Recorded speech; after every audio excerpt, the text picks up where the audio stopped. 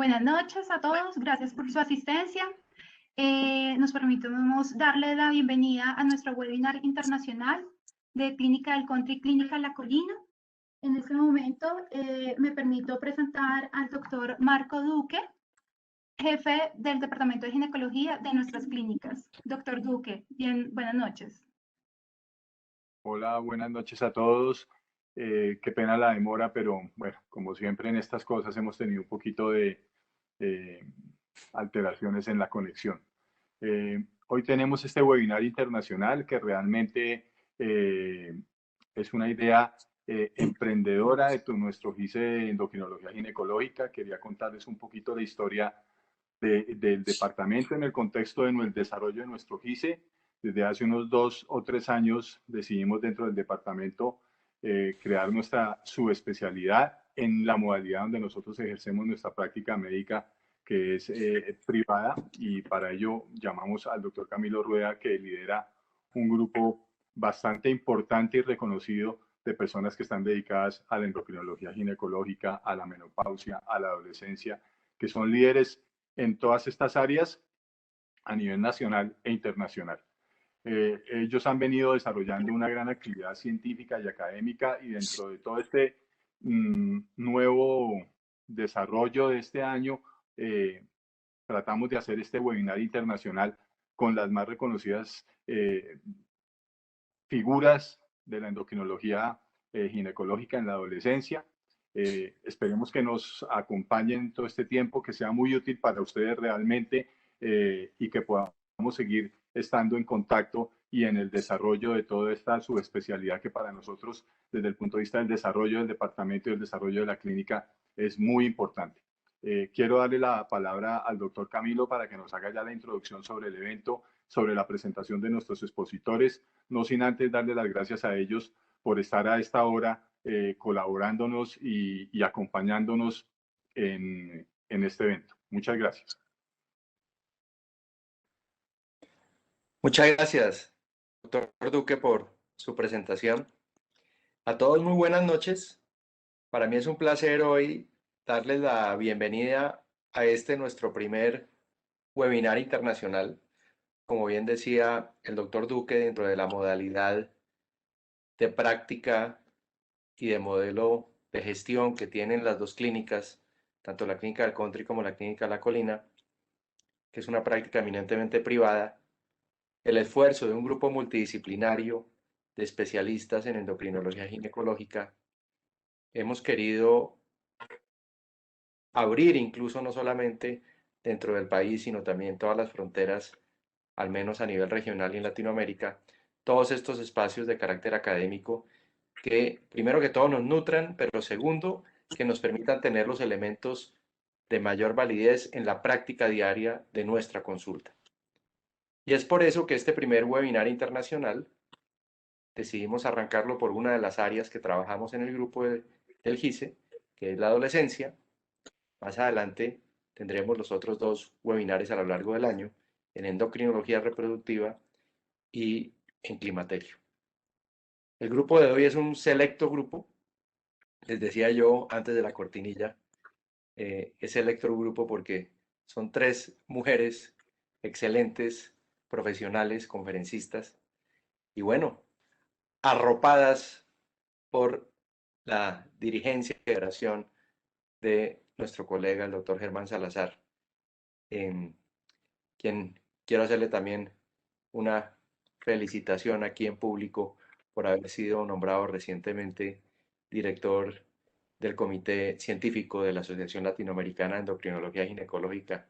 Es para nosotros un honor ello mismo. Muchas gracias a todos por su asistencia. Los dejo con el Salazar para que hagamos la presentación de nuestras panelistas y demos inicio al programa académico del día de hoy.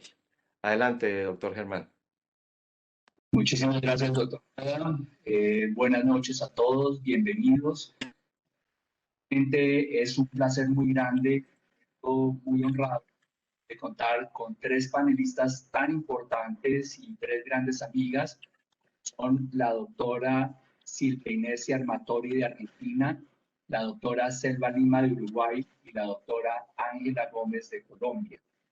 Hoy vamos a tratar un tema que para nosotros en ginecología infanto-juvenil es muy importante, es algo que nos genera controversia todos los días, como es la anticoncepción hormonal en la ginecología infanto-juvenil. ¿Por qué digo que es complejo? Porque tenemos que tratar a diario niñas en una edad ginecológica muy temprana, o sea, desde 10 años, no únicamente dentro de una problemática de anticoncepción, sino utilizando un recurso como es el beneficio anticonceptivo de ellos, grandes patologías que se presentan en la endocrinología ginecológica. Entonces, por eso hemos definido este tema. Vamos a comenzar con una primera parte que es la fisiología de los anticonceptivos hormonales en la adolescencia. En segundo término, vamos a hablar de la anticoncepción hormonal como tal en la adolescencia. Y en tercer término, sobre los métodos de larga duración reversibles, los LARCs, en esta ocasión. Vamos a comenzar entonces con la doctora Silvia Messi Armazori, que es de Argentina.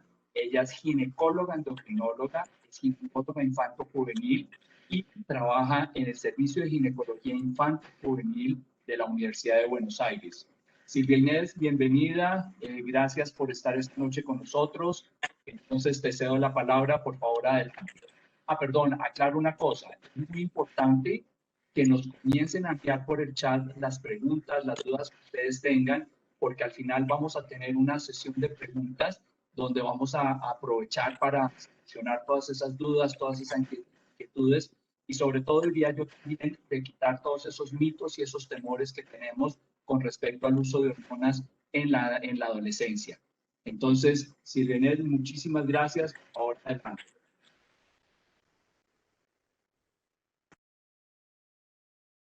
¿Me escuchan ahora? ¿Me escuchan? Perfecto, estamos escuchándote perfecto. Por favor, adelante. Bueno, buenas noches. Desde acá, desde Argentina, un placer compartir con ustedes. Muchísimas gracias por la invitación.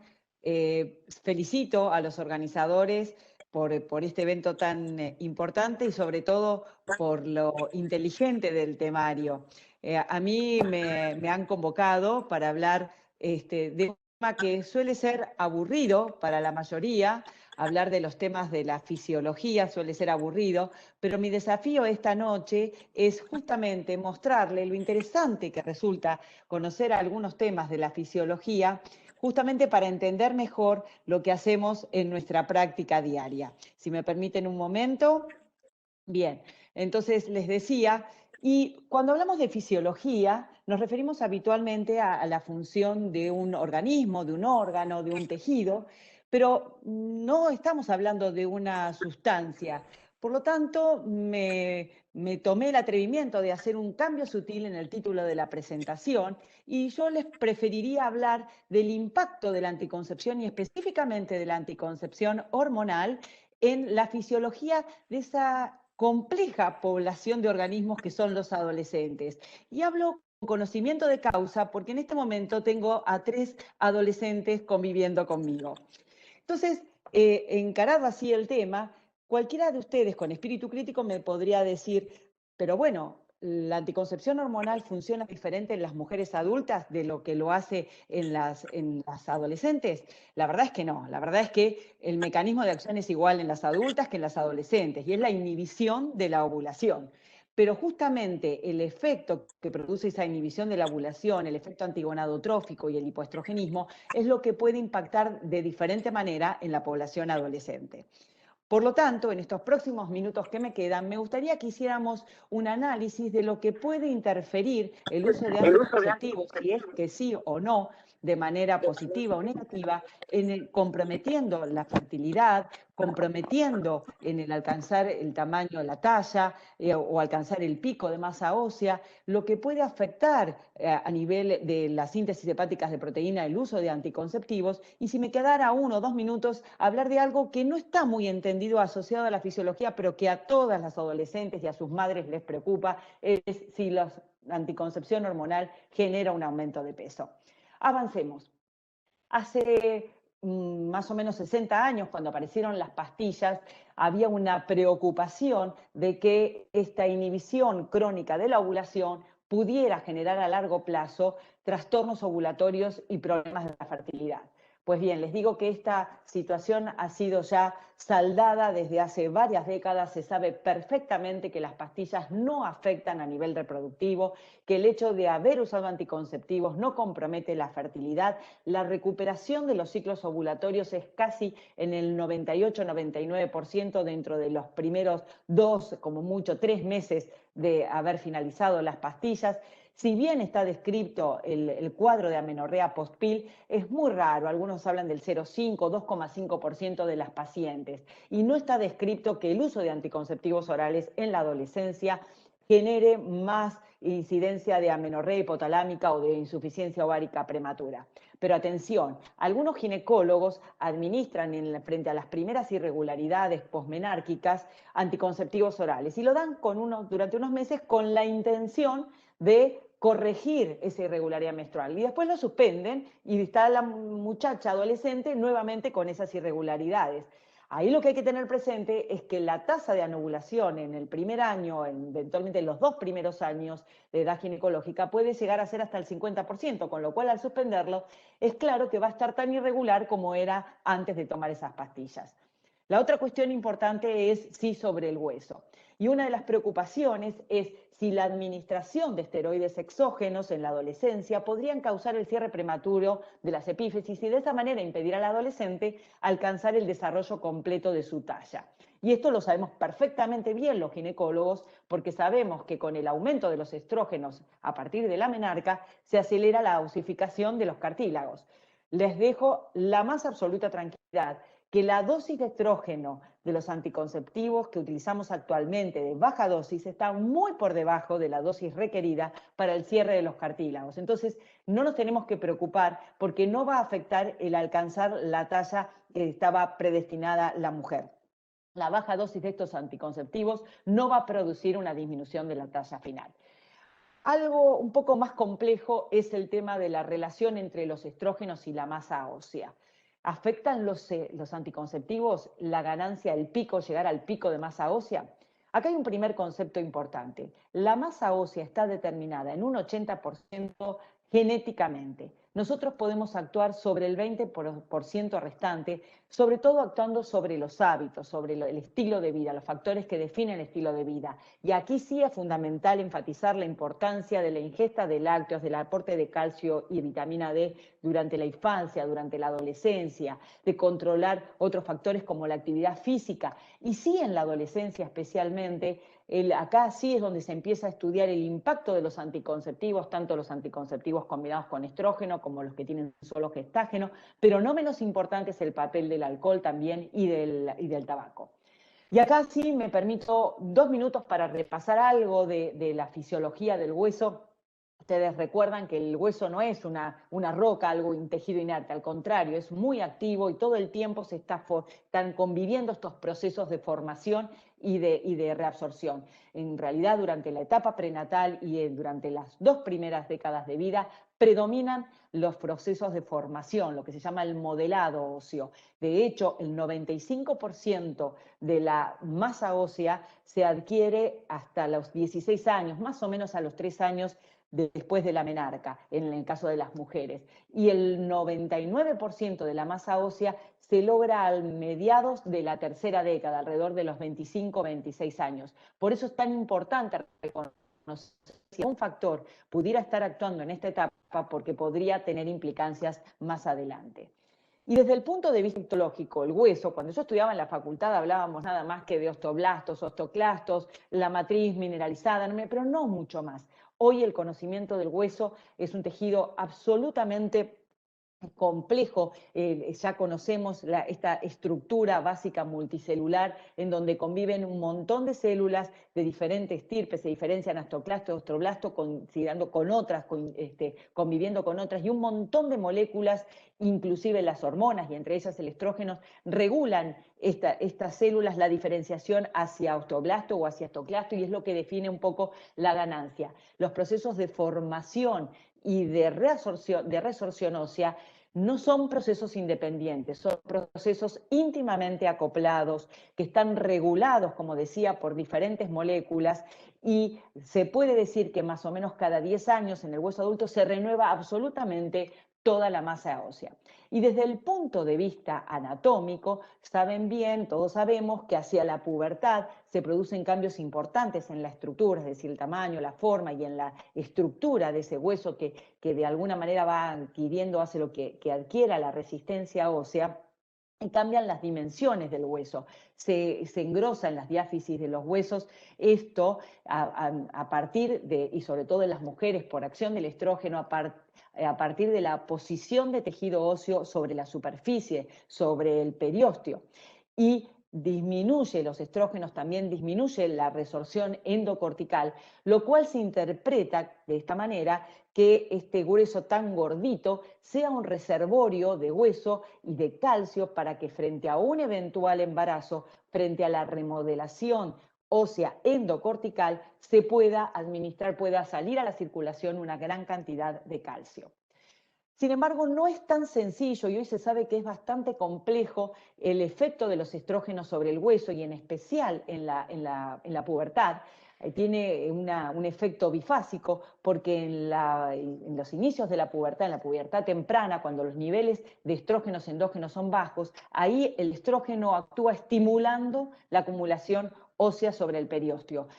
Conforme avance la pubertad, llegando a la pubertad tardía, con mayores niveles de estrógeno, hay un switch y se inhibe la acumulación de ósea en el periósteo. Lo que no se sabe exactamente es cuál es el valor de corte a partir del cual se produce este cambio. Y de hecho, para complejizarlo un poco más, sabemos que la acción del estrógeno sobre el hueso no es directa, sino que actúa a través de la interacción con la hormona de crecimiento, con el factor de crecimiento insulino-símile, con otras moléculas como la leptina y también otros factores como los andrógenos y la actividad física. Bastante complejo. Pero teniendo en cuenta esto, es lógico que nos preguntemos por qué sí o no los anticonceptivos afectan la ganancia de masa ósea, porque todos sabemos que los anticonceptivos orales suprimen la producción endógena de estradiol, y esto parece ser especialmente crítico dentro de los primeros 3 años después de la menarca.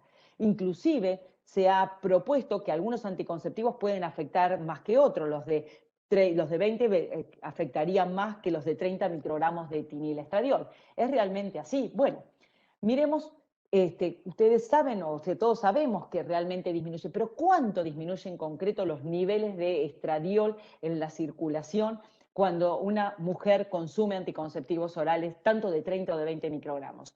Esta es la clásica curva bifásica de un ciclo de una mujer sin tomar anticonceptivos. Aumenta hacia el momento periovulatorio, luego baja en fase lútea y vuelve a ascender hacia el final de la fase lútea.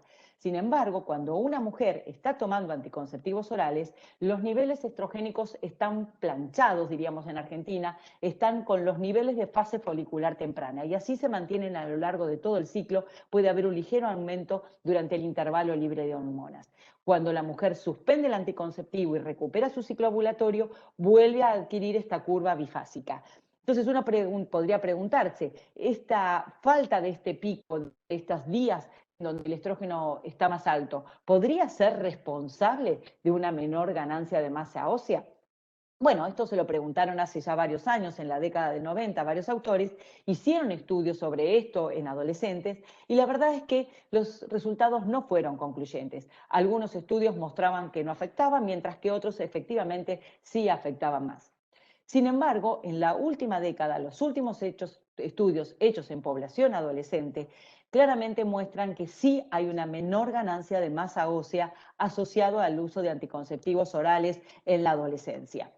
¿Y por cómo fue evaluado esto? Fue evaluado a través de la densidad mineral ósea y a través de la evaluación de marcadores de formación y de reabsorción ósea en las usuarias de anticonceptivos. Ahora, ¿qué hipótesis se manejan en relación a esto? Porque el nivel de estrógeno circulante es bajo y esto aumenta la resorción ósea, o por un posible efecto directo del etinilestradiol inhibiendo la posición de sustancia ósea en el periósteo. no tenemos todavía la respuesta. Pero asumiendo que hubiera algún impacto de los anticonceptivos o de la densitometría ósea, podríamos decir que esto es diferente con un tipo u otro de anticonceptivo, ¿es mejor o peor usar anticonceptivos de 20 o de 30 microgramos? Y la pregunta del millón, si hubiera algún impacto en la ganancia de masa ósea durante la adolescencia, ¿podría traducirse esto en un aumento de fracturas osteoporóticas, esas fracturas que aparecen en la población mayor de 70 años? Veamos respecto de la primera pregunta. Hay varios estudios que estudiaron la diferencia entre una y otra formulación. Sin embargo, hay pocos que hayan sido hechos en población adolescente. En el 2012, David Cibula publica este trabajo donde evaluaron a mujeres usuarias con anticonceptivos de 30 microgramos de etinilestradiol versus anticonceptivos con 15, ambos con gestodeno como gestágeno. Y encontraron las usuarias de anticonceptivos con 30 microgramos de etinilestradiol. Se observaba un aumento de la densidad mineral ósea, mientras que se observaba un descenso con las usuarios anticonceptivos con 15 microgramos de etinilestradiol, los ultra baja dosis. Y un trabajo más interesante, más reciente, es este, donde se evaluaron mujeres utilizando anticonceptivos con levonorgestrel, unas con etinilestradiol de 30 microgramos en régimen extendido, en rango extendido, versus usuarias de anticonceptivos con estrógenos, con etinilestradiol 20 microgramos en el esquema tradicional 21+7. Y además la comparación con un grupo control no usuarias de anticonceptivos. Densitometría antes de arrancar a los 6 meses y un año. Y se iba a considerar una diferencia clínicamente significativa si se observaba una diferencia en la ganancia de masa ósea mayor al 3%. ¿Qué fueron los resultados? Acá tenemos los resultados. Las 3 barras muestran la ganancia de masa ósea en cada uno de los grupos. La más alta, la del medio, corresponde a las mujeres que no tomaban anticonceptivos orales. La barra de la izquierda, aquellas usuarias que utilizaban, es la que corresponde a las usuarias de anticonceptivos con 30 microgramos de etinilestradiol, y a la derecha, las usuarias de anticonceptivos orales con 20 microgramos, los de menor nivel estrogénico. La diferencia entre el grupo control y las de 30 microgramos de etinilestradiol no fue estadísticamente significativa. Sí lo fue la diferencia en este grupo con el de menor dosis de etinilestradiol. Así todo, la diferencia fue menor a ese 3% que se había considerado como diferencia clínicamente significativa. Entonces hubo diferencia estadísticamente significativa en la ganancia de masa ósea, pero eso no se considera, ese valor no se considera una diferencia clínicamente significativa. Y más aún, esta enorme herramienta que son los criterios de elegibilidad que tenemos los que hacemos anticoncepción, nos dice que el criterio para utilizar anticonceptivos postmenarca es 1, no hay ningún tipo de contraindicación. Inclusive aclara, hay menor ganancia de masa ósea con los anticonceptivos de baja dosis en la población adolescente, pero aún así no se considera que deba suspenderse. ¿Por qué?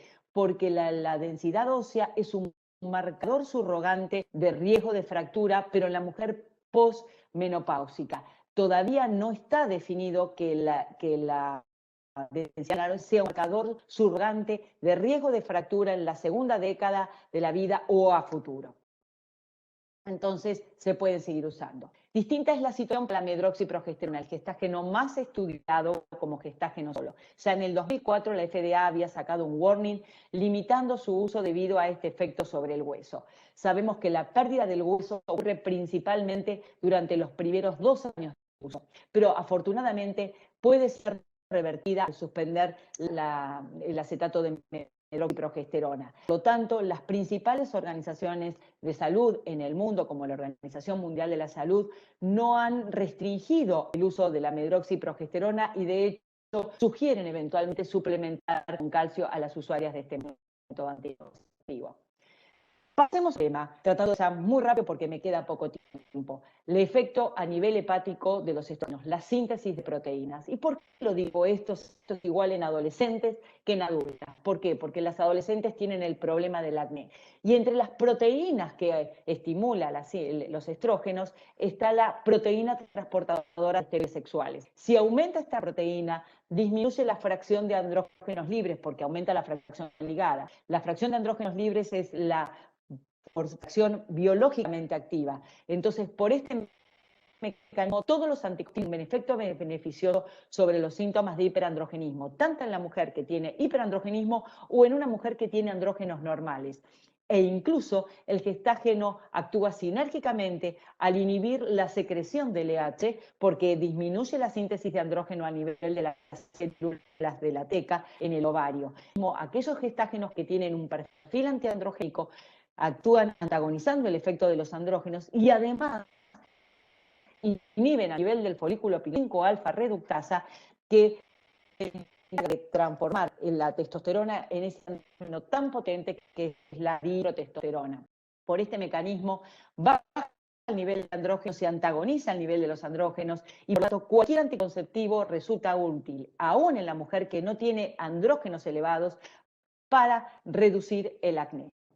Y ya para ir terminando, la pregunta de muchas mujeres y las mamás, pero las pastillas no son peligrosas. Y yo digo, ¿por qué? Y porque yo leí en el diario, en la revista, que me pueden traer riesgo de trombosis. Bueno, la verdad es que no se conoce exactamente cuál es la fisiopatogenia de la trombosis asociada a los anticonceptivos. Hay varias propuestas, una de ellas es que podría actuar a nivel hepático estimulando los factores de coagulación. Pero lo concreto es que los cambios hemostáticos que se ven en las usuarias de anticonceptivos no son diferentes tanto en adolescentes, no difieren de las mujeres adultas. Y recuerden, más allá de ciertos individuales, el riesgo de trombosis es fundamentalmente asociado a mayor edad, mayor riesgo trombótico.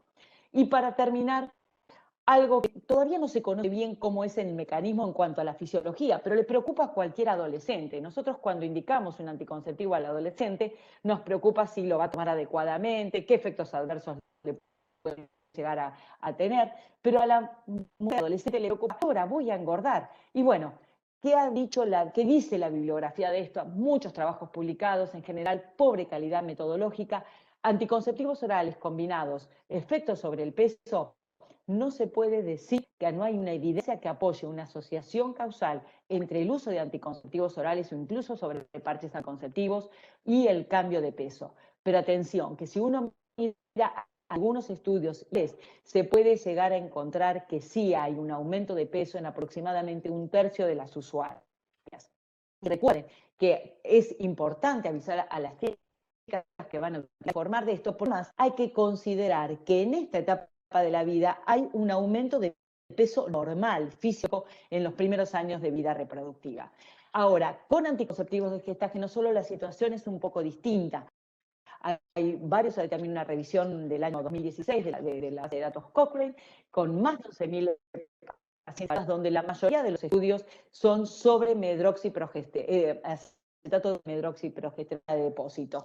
En estos estudios, que no son de buena calidad metodológica, efectivamente se confirma un aumento de peso que generalmente a los 12 meses es de alrededor de los 2 kilos y puede ser un poco más con la persistencia del uso. Pero esto es algo que todavía no entendemos si es que realmente hubiera una ganancia de peso, cómo es los mecanismos físicos que están actuando. Lo que sí sabemos es que el papel de los gestágenos y los estrógenos, como en estos mecanismos a través de los cuales produciría el cambio de peso, todavía no están definidos. Es complejo, es muy complejo evaluar el aumento de peso porque de hecho, ¿cómo hacemos para definir si es aumento de masa magra, aumento de masa grasa o es mayor retención de líquido? Existen estudios de bioimpedancia para hacer todo esto, pero son estudios, insisto, muy complejos que además es muy importante a considerar todas las variables que afectan esta etapa, justamente lo que hace a la dieta, al tipo de dieta, a la cantidad y a la calidad y el ejercicio físico. Muy complejo, lo podríamos decir que en anticonceptivos orales no le podemos echar la culpa a esos kilitos de más. Así que, ya para terminar, pregunto, ¿impacto de la anticoncepción hormonal en la fisiología de los adolescentes? Sí. ¿Negativo o positivo? Y yo diría, depende qué punto consideremos. claramente sin efecto en la fertilidad a futuro, ni la mejora ni la empeora. Vemos un efecto deleterio sobre el peso, sí un efecto beneficioso sobre el acné en las adolescentes, aún en aquellas que no tienen aumento de andrógenos, simplemente por reducir esa fracción de andrógenos libres. Y el tema más importante o de mayor debate en estos días, la ganancia ósea si se no afectada por el uso de anticonceptivos orales. La evidencia muestra que sí, que hay menor ganancia de masa ósea, pero con un mayor riesgo de fracturas en usuarias versus no usuarias durante la segunda década de vida, y queda todavía por confirmar a futuro.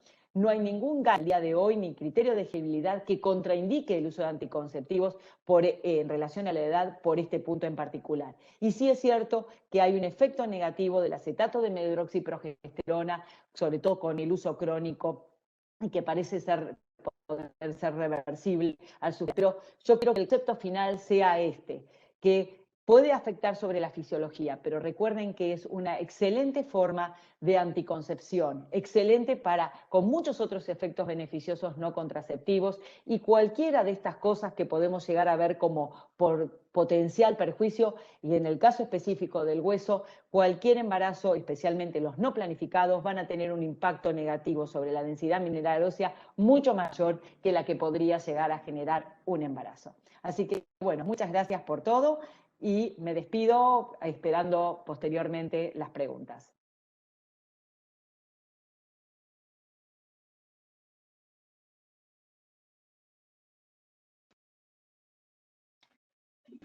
Doctora Silvia, muchísimas gracias, conceptos muy claros. Ya comenzamos a recibir preguntas. Por favor, recuerden que al final vamos a tener una sección de preguntas donde vamos a poder concretar algunos conceptos muy importantes y muy interesantes con este tema. Y bueno, nos lo disfrutamos. Muchísimas gracias. Ahora vamos a continuar con la doctora Selva Lima. La doctora Selva Lima, como les dije, es de Uruguay. Ella es endocrinóloga ginecóloga, es ginecóloga infanto-juvenil y en este momento es la decana de la Facultad de Medicina de la Universidad Centro Latinoamericana de Economía Humana. Doctora Selva, por favor, adelante. Muchas gracias por acompañarnos en la noche de hoy. Recuerden, nos van enviando las preguntas por el chat para la sesión de preguntas al final. Adelante. Mil gracias. Buenas noches, muchas gracias por la invitación. Estoy tratando de subir la presentación que hoy había quedado fantástica.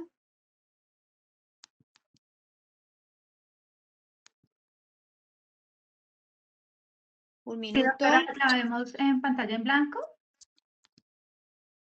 ¿Ahora? Ya está cargando. Sí, señora. ¿Se ve ahora? Sí, ya la estamos viendo, doctora. Muy bien, bueno, en primer lugar quiero agradecer a los organizadores de este tipo de webinar y quiero felicitarlos por haber incursionado en la formación de esta área que es tan importante, la endocrinología ginecológica, y realmente me siento muy honrada de haber sido invitada a participar en este primer webinar con un tema que es tan importante en lo que tiene que ver a la asistencia de los adolescentes.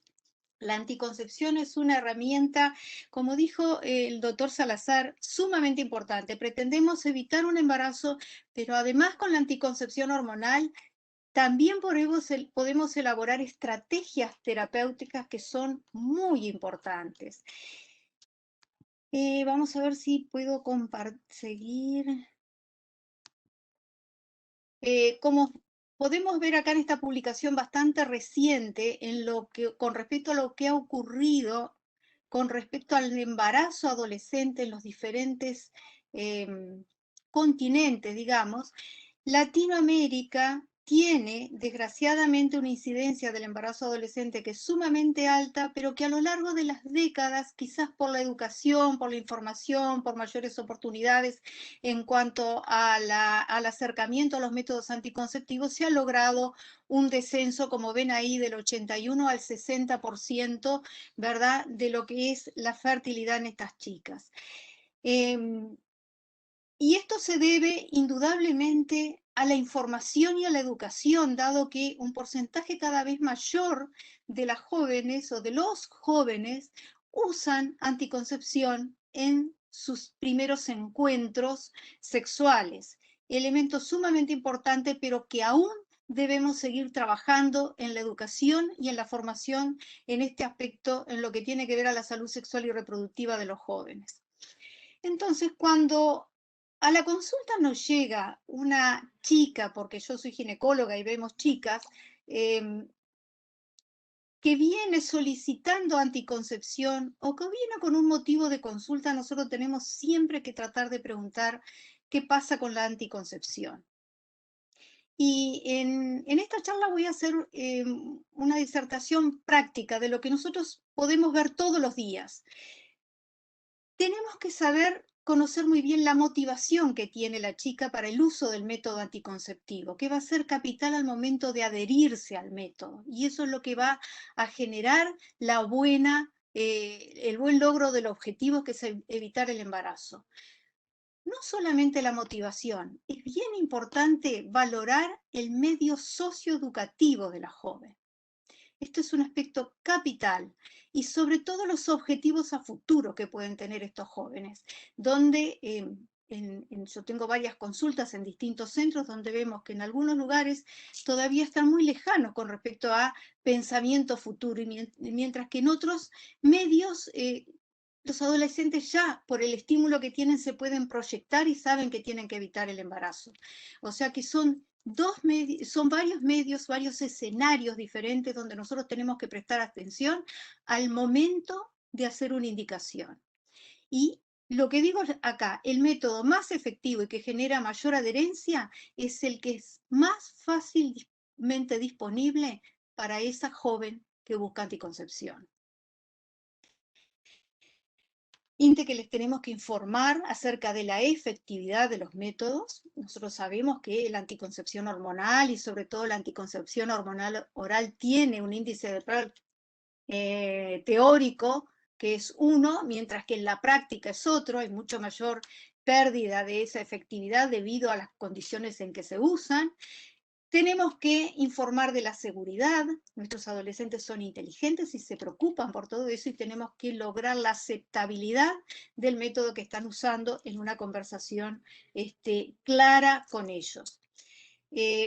Hay toda una gama de anticonceptivos hormonales combinados, que mayoritariamente a lo que me voy a referir, los orales, el anillo vaginal, el transdérmico, los inyectables, y diferentes compuestos que tienen diferentes dosis de etinilestradiol, de valerato-estradiol, las diferentes progestinas que habitualmente nosotros elegimos de acuerdo a las características biológicas de nuestros adolescentes, las dosis que vamos a utilizar, el régimen cíclico, un régimen continuo, las vías de administración de acuerdo a las características de este adolescente. O sea que una consulta por un método anticonceptivo nos tiene que llevar tiempo de explicación y de evaluación.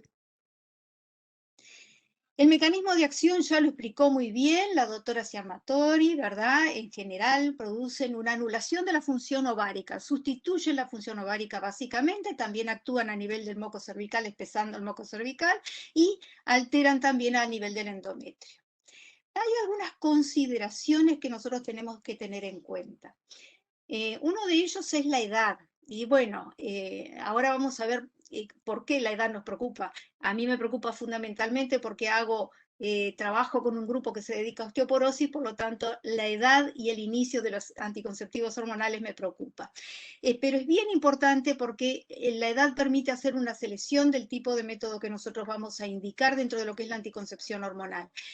La historia clínica personal y familiar. ¿Y por qué nos importa la historia clínica personal y familiar? Porque nosotros tenemos que pensar que este método anticonceptivo hormonal que le vamos a indicar no perjudique a esta jovencita. Y es así que con una adecuada historia clínica nosotros vamos a saber si hay algún elemento de riesgo, ¿verdad?, que pueda ocasionarle algún daño.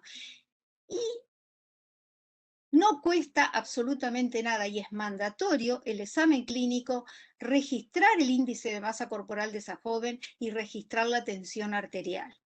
Son evaluaciones de consultorio.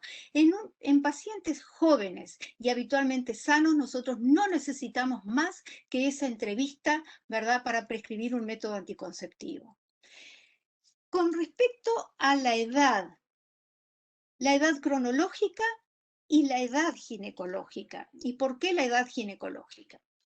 Ahora vamos a ver enseguida, quizás voy a repetir un poquitito lo que habló Silvia sobre la masa ósea, que a todos nos preocupa y a mí me preocupa especialmente. ¿Cuándo vamos a iniciar un método anticonceptivo hormonal? En el momento de la consulta. ¿Por qué? Porque la solicitud de un método anticonceptivo por parte de un adolescente es una urgencia. La adolescente se tiene que ir con un método anticonceptivo prescrito. Entonces, si la historia clínica de la paciente y sus antecedentes familiares no evidencian ningún elemento de riesgo, como puede ser la existencia de trombofilia en la familia, ahí estamos obligados a descartar en la paciente, pero tenemos que recurrir a una estrategia de un método anticonceptivo mientras se hacen los estudios.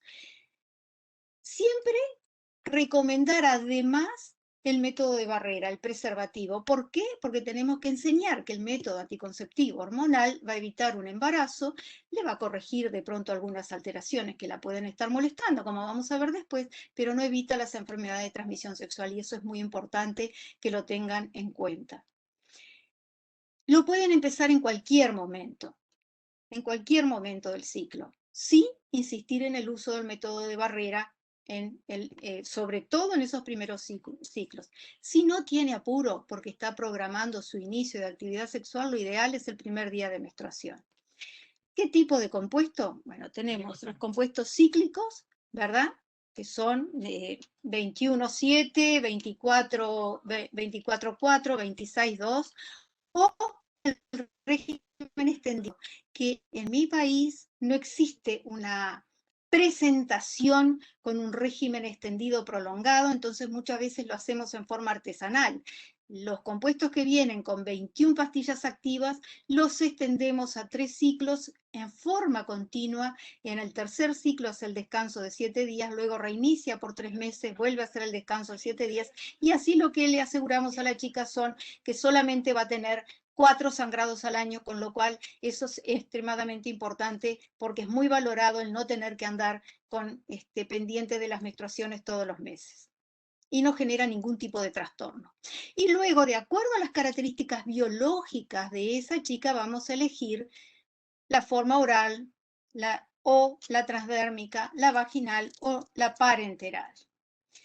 Como decíamos, ¿por qué nos importa la edad ginecológica? Bueno, ¿por qué? Porque el pico de masa ósea aparentemente se alcanza alrededor de los 18 años y sabemos, ya escuchamos a Silvia con respecto al impacto que tienen los estrógenos en la diferenciación y apoptosis de los osteoclastos, a su vez en el impacto que tiene en las señales de los osteocitos para activar los osteoblastos, y recordar que esta etapa es una etapa de modelación ósea, ¿verdad?, como lo muestra este estudio, donde se observó, ¿verdad?, que hay una menor ganancia. No hay una osteoporosis, por más que la chica comience posmenarca inmediatamente a usar anticonceptivos. Lo que se ha probado es que hay una menor ganancia del pico de masa ósea que podría haber ganado sin los anticonceptivos. Y no con todos, sino con aquellos que son de muy baja carga hormonal, fundamentalmente los que tienen una carga hormonal de etinilestradiol de 20 o de etinilestradiol de 15. Ahí donde se observó diferencias significativas en la ganancia de masa ósea a nivel de columna lumbar, a nivel de cadera, a nivel de cuerpo entero. Entonces, la recomendación es, en las menores de 3 años de edad ginecológica, si no media ninguna contraindicación, tratar de usar aquellos compuestos que tengan 30 picogramos de etinilestradiol y fundamentalmente con progestinas que sean 19-NOR derivados. ¿Por qué? Porque las progestinas derivadas de la testosterona, como saben los andrógenos, también tienen un impacto positivo a nivel de la fisiología ósea. Y por supuesto que se tiene que acompañar de un adecuado estilo de vida, entendiendo por esto una nutrición sana, con un buen aporte de lácteos, con adecuada exposición solar y con una actividad física regular. Con respecto a otras situaciones que vemos habitualmente en nuestras pacientes, por ejemplo, es muy común la consulta por los dolores menstruales, la dismenorrea. Y la dismenorrea se presenta en casi un 70% de esta población joven, que suele aparecer en el transcurso de los meses que siguen a la menarca o del año, ¿verdad? Cuando los ciclos se hacen ovulatorios. Y generan una serie de trastornos, ¿verdad? Dificultades en la concentración, faltas al colegio, dificultades en las actividades sociales, etcétera, etcétera, con lo cual es muy común la prescripción de un anticonceptivo. Y esto se produce, ¿por qué? Porque esta fluctuación hormonal induce a nivel del endometrio la liberación de fosfolípidos que son los responsables de la síntesis del ácido araquidónico y a su vez de la síntesis de las prostaglandinas. Y las prostaglandinas producen esa contracción de la fibra muscular lisa uterina que se traduce por dolores que acompañan a la menstruación, que acompañan o que muchas veces anteceden a la menstruación, lo que nos debe alertar por la posibilidad de alguna alteración patológica.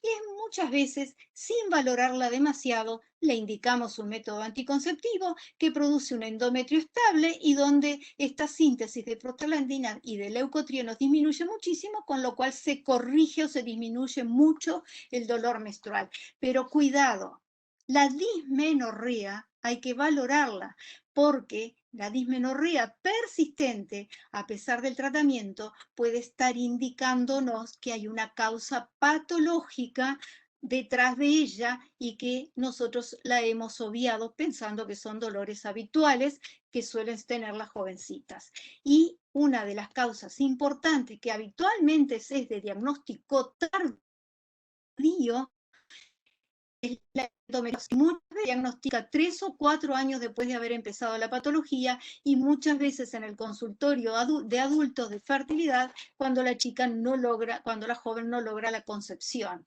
Sin embargo, cuando se va a revisar las historias de estas jóvenes que consultan por infertilidad, hay una larga historia de dolores menstruales, de dismenorrea, cuya causa no fue tratada, sino que lo que intentamos fue solapar con anticonceptivos y analgésicos no esteroideos. O sea, si bien la mayoría de las veces corresponden a una dismenorrea primaria por incremento de la síntesis de estas sustancias, debemos de prestar atención y no permitir que esta patología genere estos trastornos que se van a expresar a largo plazo con mucho más repercusión que si los diagnosticamos tempranamente. Otras situaciones frecuentes, es re común y es fisiológico que una vez que la chica tenga la menarca, los primeros ciclos suelen ser anovulatorios, como se ve en este estudio que tiene muchísimos años de Apter y Vico, ¿verdad? En realidad todos los días vemos, y de hecho esta tarde que estuve en la consulta, una mamá pidiendo que le regularice los ciclos a la chica porque tenía ciclos irregulares y bueno, con anticonceptivos ella sabía que se regularizaban sin ningún tipo de problemas. Es bien importante entender esta clasificación de irregularidades menstruales que fue publicada en este artículo de Peña y colaboradores el año pasado. La irregularidad menstrual es normal en este primer año posmenarca, pero luego cuando se mantienen esas irregularidades menstruales hay que prestar atención, porque pueden estar traduciendo una alteración funcional ovárica o una alteración del eje u otras alteraciones que se manifiestan en la fisiología menstrual. Entonces, es muy importante, antes de brindar el anticonceptivo para resolver el problema, solapar el problema, debemos evaluar esta situación. Otra causa frecuente de solicitud de anticoncepción hormonal, indudablemente, suele dentro de los beneficios de los anticonceptivos hormonales hay una disminución del flujo menstrual y una disminución de los días de sangrado, dependiendo incluso del tipo de régimen que estemos utilizando. Como les decía, el extendido muchas veces podemos lograr 4 sangrados al año. Pero ¿qué pasa?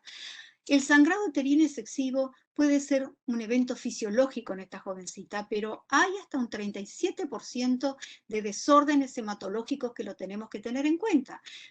En las chicas que presentaron en estos estudios, que tienen ya algunos años, del 2016 y del 2012, que en las jóvenes que presentaban sangrado uterino excesivo, hasta un 45% se diagnosticó la enfermedad de von Willebrand. En otros, un 18%, una disfunción plaquetaria. Y en otros, en menor incidencia, déficit de distintos factores de la coagulación. Que indudablemente, cuando nosotros no prestamos atención y solamente pretendemos cohibir el síntoma, motivamos, como se presentó en este artículo del año pasado, ¿verdad?, el tiempo en que se hizo el diagnóstico de esta patología hematológica. Tanto si son sangrados anovulatorios, que en general se llega un poco antes, estudiando la causa de los mismos, como si son sangrados ovulatorios y sangrados excesivos que en ciclos ovulatorios, que el diagnóstico se hace mucho más tarde. Entonces es bien importante también ante estos casos estudiarlas y después realizar el tratamiento. El tratamiento en estas situaciones, los anticonceptivos hormonales son la primera línea de elección y sobre todo con monofásicos, con los compuestos que son monofásicos. También está en adolescentes, ¿verdad? Y están reportes muy importantes del uso del dispositivo intrauterino medicado, que es excelente para la corrección de estos trastornos, pero como se va a hablar del ARCS, no me quise meter mucho en el tema. Otras causas de sangrado menstruales irregulares, las endocrinopatías, que las tenemos que tener en cuenta, que muchas veces son muy evidentes cuando la chica ingresa al consultorio porque fenotípicamente ya podemos estar sospechando la existencia del mismo, ¿verdad? Tanto alteraciones a nivel pituitario como a nivel tiroideo. En mi país es muy alto el índice de disfunciones tiroideos, no sé si es algo en el ambiente, en la nutrición o en qué, pero realmente siempre lo tenemos presentes porque es muy alto. Alteraciones adrenales, alteraciones de la disfunción ovárica, ¿verdad? Que es bien importante tratar de evaluar, tener el diagnóstico, porque muchas veces, sobre todo las disfunciones ováricas, que se tratan muy bien y de una estrategia terapéutica, son los anticonceptivos hormonales. Una vez que se quita el anticonceptivo hormonal, la chica vuelve a la fase anterior, como dijo la doctora Silvia. ¿Por qué? Porque la causa subyacente de las alteraciones del ciclo subyacen, persisten, ¿verdad? No se corrigen, sino que se solapan con el anticonceptivo. Y una de las causas más frecuentes de estos trastornos del ciclo son el ovario hiperandrogénico, ¿verdad? Que en la adolescente es bien importante tener en cuenta cuáles son esas características y cuál es el tiempo para poder calificar a una adolescente de portadora de un síndrome de ovario poliquístico. Muchas veces estas alteraciones suelen ser transicionales y luego desaparecen. Pero recordando cuáles son las causas, los trastornos del ciclo, el hiperandrogenismo, que es uno de los elementos que no puede faltar en el criterio diagnóstico del síndrome de ovario poliquístico, y la morfología ovárica luego de los 8 años de la edad ginecológica, porque antes de esa etapa tenemos ovarios que son grandes en la adolescente, que son multifoliculares y que pueden llevar a confusión. Por eso hoy por hoy no se utiliza la morfología ovárica para este trastorno. Indudablemente, en las causas de disfunción ovárica, el anticonceptivo es la primera elección en la estrategia terapéutica. ¿Y cuál elegir? Bueno, ahí va a depender de las características que presente esta disfunción ovulatoria. Muchas veces, con elementos de hiperandrogenismo clínico o bioquímico, debemos elegir ahí la progestina que tenga la menor acción androgénica. Y algunas de ellas nos ayudan muchísimo, como la drospirenona, el dienogés y la ciproterona asociada al etinilestradiol en el tratamiento de estas alteraciones que con frecuencia presentan estas jovencitas.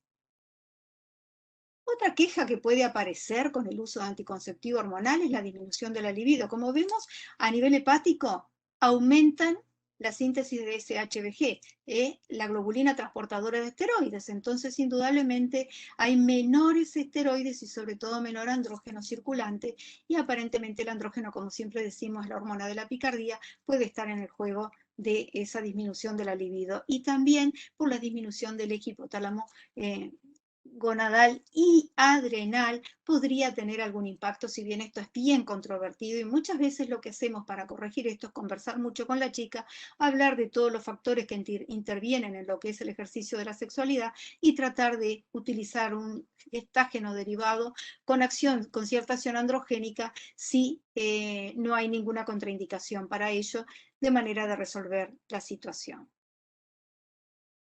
Otra situación cuando hacemos anticoncepción hormonal que es importante tener en cuenta son los trastornos digestivos, que muchas veces pasan desapercibidos y también se diagnostica tardíamente. La celiaquía, la enfermedad de Crohn y otras afecciones inflamatorias digestivas que conspiran con la absorción cuando utilizamos un compuesto oral. Y en ese caso es conveniente elegir la administración del anticonceptivo hormonal por una vía no oral. Y situaciones infrecuentes, por ejemplo, las trombofilias en general, esto ha sido bastante evidente en antecedentes familiares, por eso es tan importante la historia. Indudablemente que si hay elementos de trombofilia, el anticonceptivo hormonal combinado no lo vamos a usar si podemos usar gestágeno solo u otros métodos anticonceptivos. En la diabetes, que son situaciones poco frecuentes, pero que cada tanto se presentan, y las chicas diabéticas insulinodependientes suelen también requerir anticonceptivos. Si no hay compromiso vascular, pueden utilizar sin ningún tipo de problema cualquier anticonceptivo hormonal, siempre y cuando tengan un buen control metabólico. Con respecto a las epilepsias, hay que recordar que los anticonvulsivantes, la mayoría de ellos suelen acelerar el clearance de los anticonceptivos, por eso es importante el tipo de compuesto que vamos a usar. Y en algunos de otros fármacos, como la lamotrigina, en general lo que disminuyen es, aceleran la eliminación de la lamotrigina, lo cual en esos aspectos hay que tener en cuenta que se debe subir la dosis del anticonceptivo. En las nefropatías que están compensadas también se puede utilizar cualquier tipo de anticonceptivo hormonal. Y estuve buscando porque en algunas de revisiones que estuve haciendo para hacer algo novedoso, ¿verdad? En estas publicaciones de calidad de vida en el uso de anticonceptivos en adolescentes, se hablaba de que podría haber una mayor tasa de depresión o desórdenes del humor, que en este artículo no logró probarse, en este estudio no logró probarse, así como la disminución de la libido, como dijimos, es controversial. Pero sí, y eso está probado y lo sabemos, puede haber un incremento de las cifras tensionales, que son algunos milímetros. No es que se vuelvan hipertensas, pero sí, como ven ahí, la presión sistólica en las usuarias aumentó ligeramente y la presión diastólica, así como la presión arterial media, también aumentó ligeramente. Y esto es bien importante tenerlo en cuenta. Como dijimos, es imperativo tomar las cifras tensionales en nuestra paciente que vamos a hacer una prescripción de anticonceptivo, porque estamos asistiendo a mucha patología que antes veíamos en el adulto, ahora la vemos en los adolescentes, el síndrome metabólicos, las dislipemias y también las cifras tensionales que están por fuera del rango en una población tan joven. Por eso es importante tener en cuenta y hacer su registro. Acá se ve claramente en esta gráfica, en las distintas edades, en rojo cómo las usuarias de anticonceptivos tenían mayor incidencia de hipertensión, no es hipertensión, mayor incidencia de niveles más altos de cifras tensionales, pero algo a favor tienen. Se les midió la dosificación, se les midió la 25-hidroxivitamina D y aparentemente las usuarias suelen captar mejor la vitamina D que las no usuarias. Con respecto a los trastornos psiquiátricos, si bien había una pequeña diferencia en el uso de medicación psicotrópica, a la hora de hacer una evaluación adecuada esto no fue concluyente. Quizás cuando tenemos que tener cuidado en pacientes que tienen un terreno depresivo, adolescentes, y sobre todo esto lo vemos en lo que ha disparado esta pandemia con las restricciones y los encierros, ¿verdad? Donde situaciones que no se hacían evidentes ahora se hacen evidentes, y quizás si no mediamos una adecuada evaluación y un tratamiento en conjunto con el colega psiquiatra o psicólogo, podemos acelerar la expresión de un síndrome depresivo. Y finalmente, esto me llamó mucho la atención, que tiene algunos años, porque nosotros hacemos anticonceptivo y, como dijimos, no hay una edad para empezar con la anticoncepción hormonal. Basta que la chica lo necesite, lo requiera, lo solicite y nosotros la valoremos para hacerle la prescripción del anticonceptivo.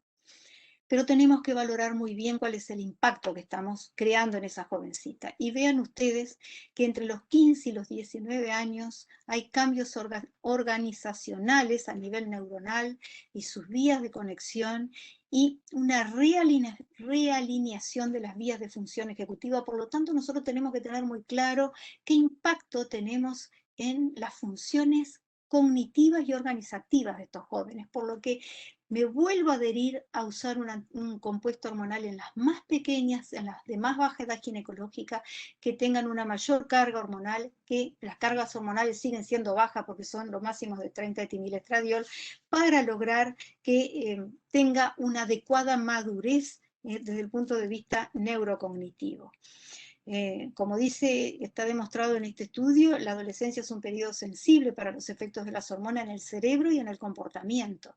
Y es muy importante entender que los esteroides gonadales impulsan muchos cambios estructurales cerebrales durante la adolescencia y debemos considerarlos, ¿verdad? Para no generar un daño futuro. Como mensaje, la anticoncepción es una consulta de urgencia. Y no hay restricción de edad para el uso de anticonceptivos hormonales. Siempre debemos realizar una adecuada historia clínica, un adecuado examen clínico y adecuar el compuesto a la paciente que tenemos adelante. Eso es lo fundamental. Y quería decir, si me permiten, dos palabritas del anticonceptivo de emergencia que no debemos olvidarnos, porque muchas veces las jóvenes que no quieren empezar un anticonceptivo hormonal porque hay que derribar mitos, y los mitos no se derriban en una primera consulta, nosotros podemos informarle de que hay un recurso terapéutico por si se rompe el preservativo, que es el anticonceptivo de emergencia, que su uso con mayor eficacia dentro de las primeras 24 horas, sobre todo cuando los folículos son pequeños, ¿verdad? Y que va decayendo en la medida que pasa el tiempo, pero fundamentalmente podemos utilizarlo hasta 72 horas luego del accidente, digamos, con el preservativo, que es con levonorgestrel, que puede ser una dosis de 0,75, uno cada 12 horas, o una toma única, que la desventaja que tiene la toma única, si bien es una sola, genera mayor trastorno digestivo y muchas veces genera vómitos y obliga a retomar nuevamente el anticonceptivo. Y creo que por acá terminamos. Muchas gracias.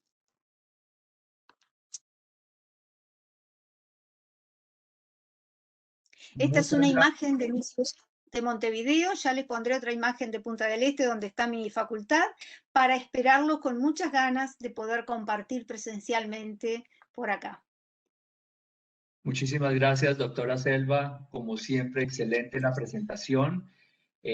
Por favor, les recuerdo, es muy importante que nos vayan enviando por medio del chat las preguntas de todas las inquietudes que nos están quedando de las presentaciones.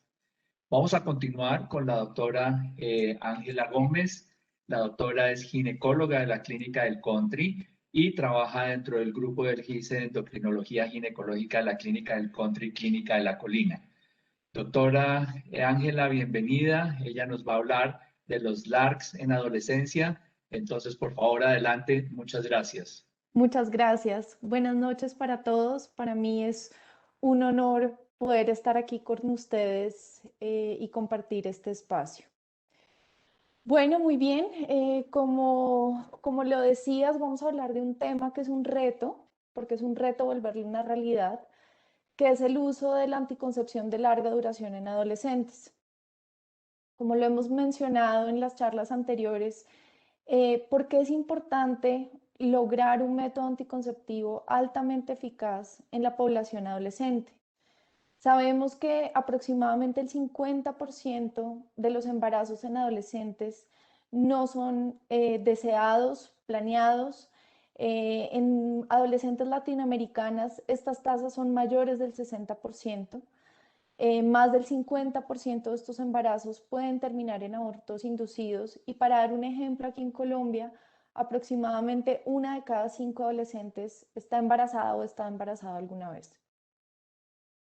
Entonces, claramente es una problemática que hay y sobre todo porque asegurar la adherencia de las pacientes adolescentes a los diferentes métodos anticonceptivos es particularmente difícil por las condiciones propias de la etapa de la vida de la adolescencia, el comportamiento, la exposición a conductas de riesgo, el ámbito psicosocial propio de cada adolescente, la necesidad muchas veces de mantener en privado el inicio de vida sexual y por ende el inicio de un método anticonceptivo, el desconocimiento de los diferentes métodos y la facilidad para acceder a ellos en términos de costo, transporte, facilidad para solicitar las citas de anticoncepción, relacionado también con el ocultar que se está haciendo este tipo de consultas y los numerosos mitos que hay alrededor de los métodos anticonceptivos.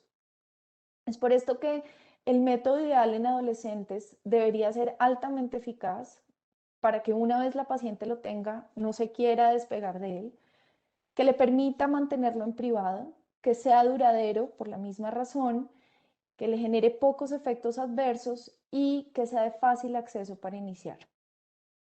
En esta gráfica podemos ver un resumen de los diferentes métodos anticonceptivos. En la parte superior vemos los más efectivos, dentro de los cuales están incluidos los LARCs. El implante subcutáneo con una tasa de falla del 0.05% y los dispositivos intrauterinos, tanto los del levonorgestrel como la T de cobre, que también tienen unas tasas de falla inferiores al 1%. Si los comparamos con los anticonceptivos de corta acción, podemos ver que la píldora, el parche, el anillo, los inyectables tienen unas tasas de falla muchísimo más altas que los de larga duración. Entonces, los métodos LARC son una excelente alternativa para un problema real que tenemos que solucionar. Son seguros, son duraderos, tienen tasas de continuidad más altas y al tener estas tasas más altas son altamente eficaces. Recordemos que un método es altamente eficaz en la medida en que se pueda asegurar su continuidad y por eso los métodos LARC deberían ser considerados dentro de la primera línea para mujeres adolescentes. El proyecto Choice que conocemos es el pilar fundamental con el cual se empezó a establecer la tendencia del uso del LARCs en adolescentes. Y es muy importante porque a partir de este proyecto nos dimos cuenta que una buena consejería en donde se eliminaba la barrera del costo porque a las pacientes les daban sin costo el anticonceptivo que quisieran escoger, adicionalmente con una consejería en donde se incluyera toda la información disponible sobre el método, una alta proporción de pacientes y particularmente en el grupo de adolescentes optó por el uso de los LARCs. En el grupo de 14 a 17 años, hasta el 65% optó por un método LARC, siendo más popular el implante subcutáneo que el dispositivo. Y se demostraron tasas de continuidad a 12 meses de hasta el 81% en este tipo de métodos, que comparado con los métodos de corta acción más populares, era del 44%. Pero la realidad es que los métodos de corta acción o los SARCs son más utilizados por las adolescentes a pesar de tener menores tasas de eficacia. La edad también influye en el tipo de elección. Se sabe que las adolescentes más jóvenes prefieren los implantes subcutáneos y las adolescentes mayores prefieren el uso de dispositivos. Pero ¿por qué los LARCs continúan siendo menos populares a pesar de que podrían estar en primera línea y por sus grandes ventajas? Por un lado están las percepciones de las adolescentes y de los cuidadores de sus padres, en donde gran parte del problema es los mitos que hay alrededor sobre el uso de, por ejemplo, dispositivos en mujeres que no han tenido hijos. el riesgo de problemas de fertilidad futuro, que lo hablábamos también en las conferencias anteriores, el riesgo, el miedo a tener infertilidad futuro, el miedo y los efectos adversos. Otra barrera muy importante es el acceso al sistema de salud, el costo de este tipo de métodos, que realmente si se evalúa el costo-beneficio a largo plazo, terminan siendo mucho más ventajosos en términos de costo, pero de entrada para los adolescentes puede ser difícil. En Colombia recientemente se incluyeron los dispositivos de levonorgestrel en el plan obligatorio de salud. Aún no están disponibles, pero están en proceso, que es un gran paso para eliminar esa gran barrera del costo que supone este tipo de dispositivos. El implante subcutáneo y la T de cobre sí están incluidos. Y por otro lado, y no menos importante, está el desconocimiento del personal de salud. Se sabe que la mayoría, incluso de ginecólogos, no se sienten cómodos atendiendo pacientes adolescentes. Existen ideas preconcebidas de que los dispositivos no se pueden poner en mujeres nulíparas, que en las mujeres adolescentes puede aumentar el riesgo de enfermedad pélvica inflamatoria, dificultades en su inserción también los hacen como menos populares para ser considerados en el momento de la asesoría en planificación familiar. Entonces, todo esto es muy importante porque en la paciente adolescente se deben tener unas consideraciones muy diferentes que en una paciente adulta. En primer lugar, la consejería. La consejería es el pilar fundamental de la anticoncepción, es casi tan o más importante que el método en sí. En la consejería se van a discutir no solamente las características técnicas del método, sino los efectos esperados, el tipo de cambios en el patrón del sangrado menstrual, según las preferencias y características de la paciente. Se van a discutir los beneficios que hablábamos con respecto a la comodidad del método, porque es un método que la paciente puede, en teoría, desentenderse del método y no necesita una atención diaria, semanal o mensual. Adicionalmente, se deben tener en cuenta, obviamente, los efectos adversos, hablar ampliamente de los mitos que pueda tener la paciente para que en el momento de usarlo no se sorprenda de ciertos efectos que pueda tener los diferentes métodos. Tener en cuenta el ámbito psicosocial, el momento evolutivo en el que esté la paciente y asimismo la madurez psicológica y sexual. No todas las adolescentes con una edad cronológica van a estar en el mismo momento. Hay pacientes con una historia sexual más amplia, hay pacientes que consultan solas, hay otras que consultan en compañía de su madre, por ejemplo, y eso va a cambiar inmediatamente la percepción, el tipo de elección que va a hacer la paciente, las prioridades que va a tener la paciente frente al método que quiere escoger. Dentro de estas consideraciones, el empoderamiento en la adolescente es fundamental, porque de nada nos sirve imponerle un método, darle una receta y que tomen, digamos que al pie de la letra, porque un adolescente necesita sentir y necesita saber que la decisión fue de ella, que fue una decisión consciente, que es algo importante para su salud y que es una decisión que va a tomar no en el momento preciso, en la inmediatez, sino por un tiempo, por los beneficios que eso representa para su salud y para evitar un embarazo no planeado. Entonces, empoderar al adolescente es fundamental para asegurar la adherencia. Y la adherencia, como bien lo hemos dicho, es la que va a asegurar la eficacia y la tasa de continuidad del método. La oportunidad también es fundamental. Como lo decía la doctora, en el momento en que una paciente consulta por primera vez para una asesoría en anticoncepción, se tiene que aprovechar ese momento para hacer la asesoría lo mejor posible, para capturar la atención de la paciente, para que para la paciente sea llamativo planificar, para lograr identificar según sus preferencias y su momento de vida cuál es el mejor método. Y a pesar de que tengamos el conocimiento que estos métodos de larga acción sean excelentes, en ningún momento se los podemos imponer a la paciente.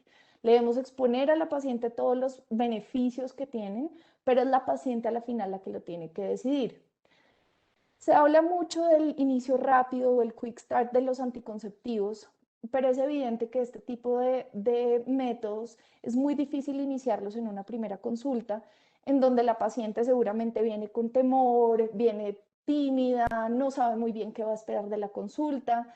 Entonces, digamos que en una primera consulta es muy difícil iniciar un método de larga duración, pero se puede hacer una especie de puente con métodos de corta acción para que la paciente no quede desprotegida mientras toma la decisión, mientras se prepara para la colocación de un método de larga acción.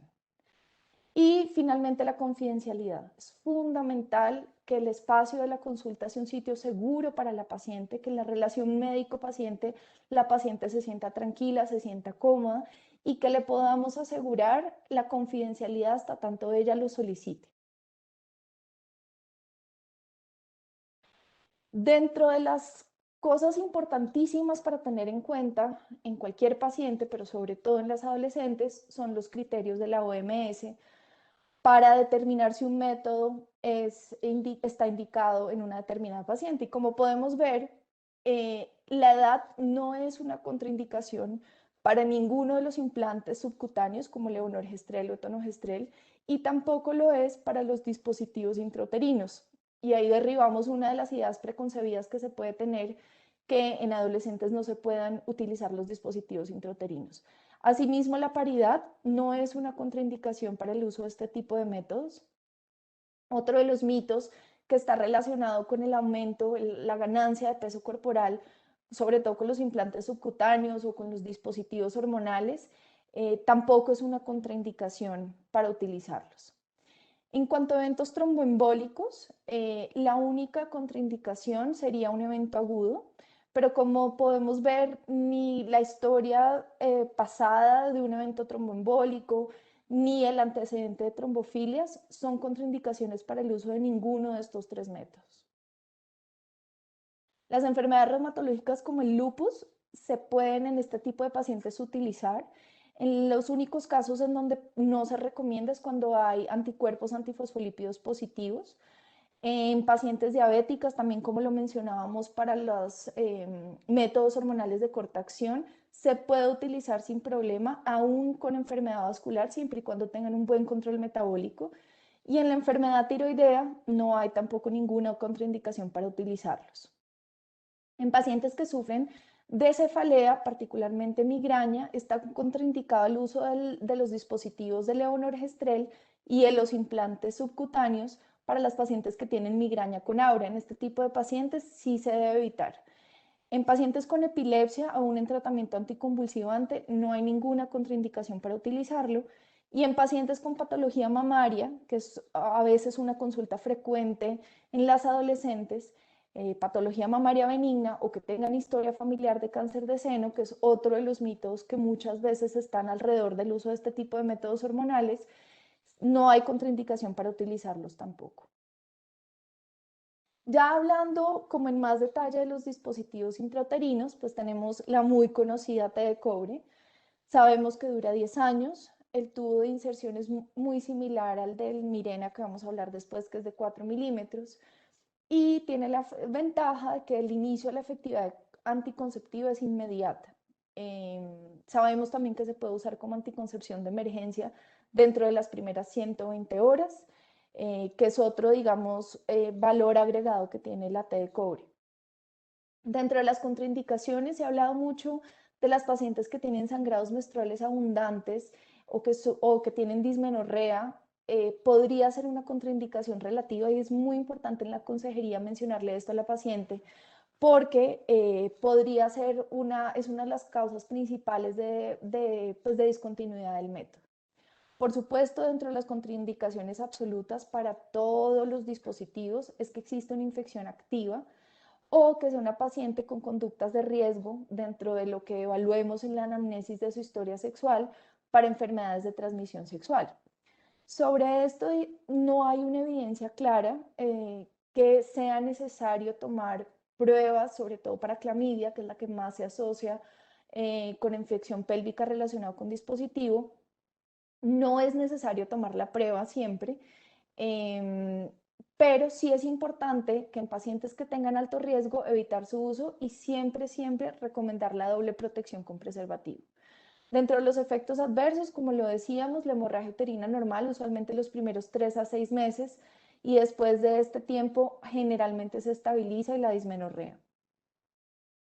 Con respecto a los sistemas de levonorgestrel, sabemos que existen 3 que varían dependiendo de la dosis hormonal y también tienen diferente duración. El tubo de inserción es más pequeño en los más nuevos, que son Cailina y Jaidez, de 3.8 milímetros, de 5 y 3 años de duración respectivamente, y el tubo de inserción en el Mirena es un poquito más grande.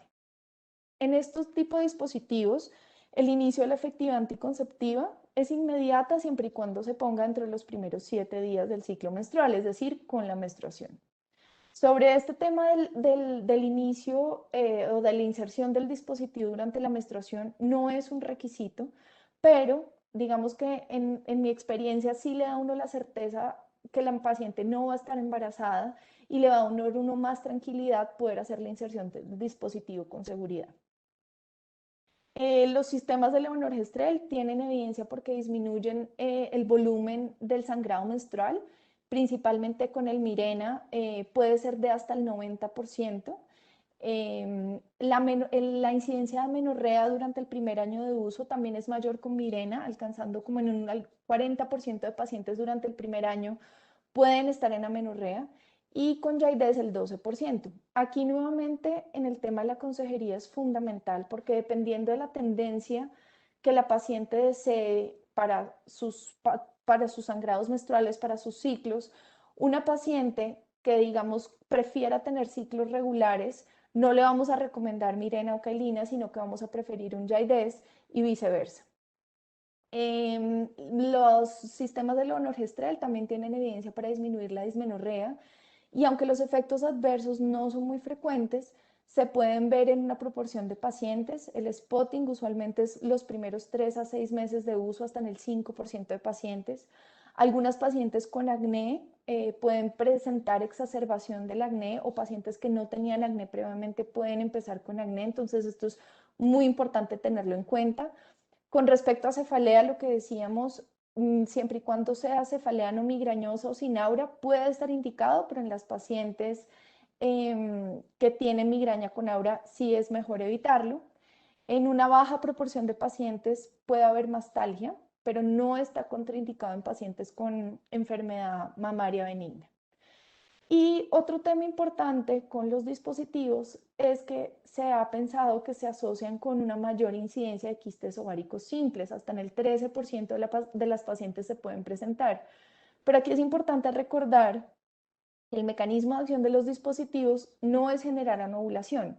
Y si no generan anovulación, por lo tanto, el ciclo ovárico va a continuar, y pacientes que tengan predisposición a formar quistes ováricos los van a continuar formando con o sin el dispositivo. Entonces, es un error pensar que los dispositivos promueven la formación de quistes, pero en pacientes que tengan predisposición a este tipo de patología, pues digamos que se podría pensar en mejor evitarlos y usar de pronto anticonceptivos orales. Entonces, es fundamental siempre que tenemos una adolescente que está interesada en un dispositivo intrauterino, lo principal es en la anamnesis evaluar el riesgo de enfermedades de transmisión sexual y siempre realizar un examen físico ginecológico completo.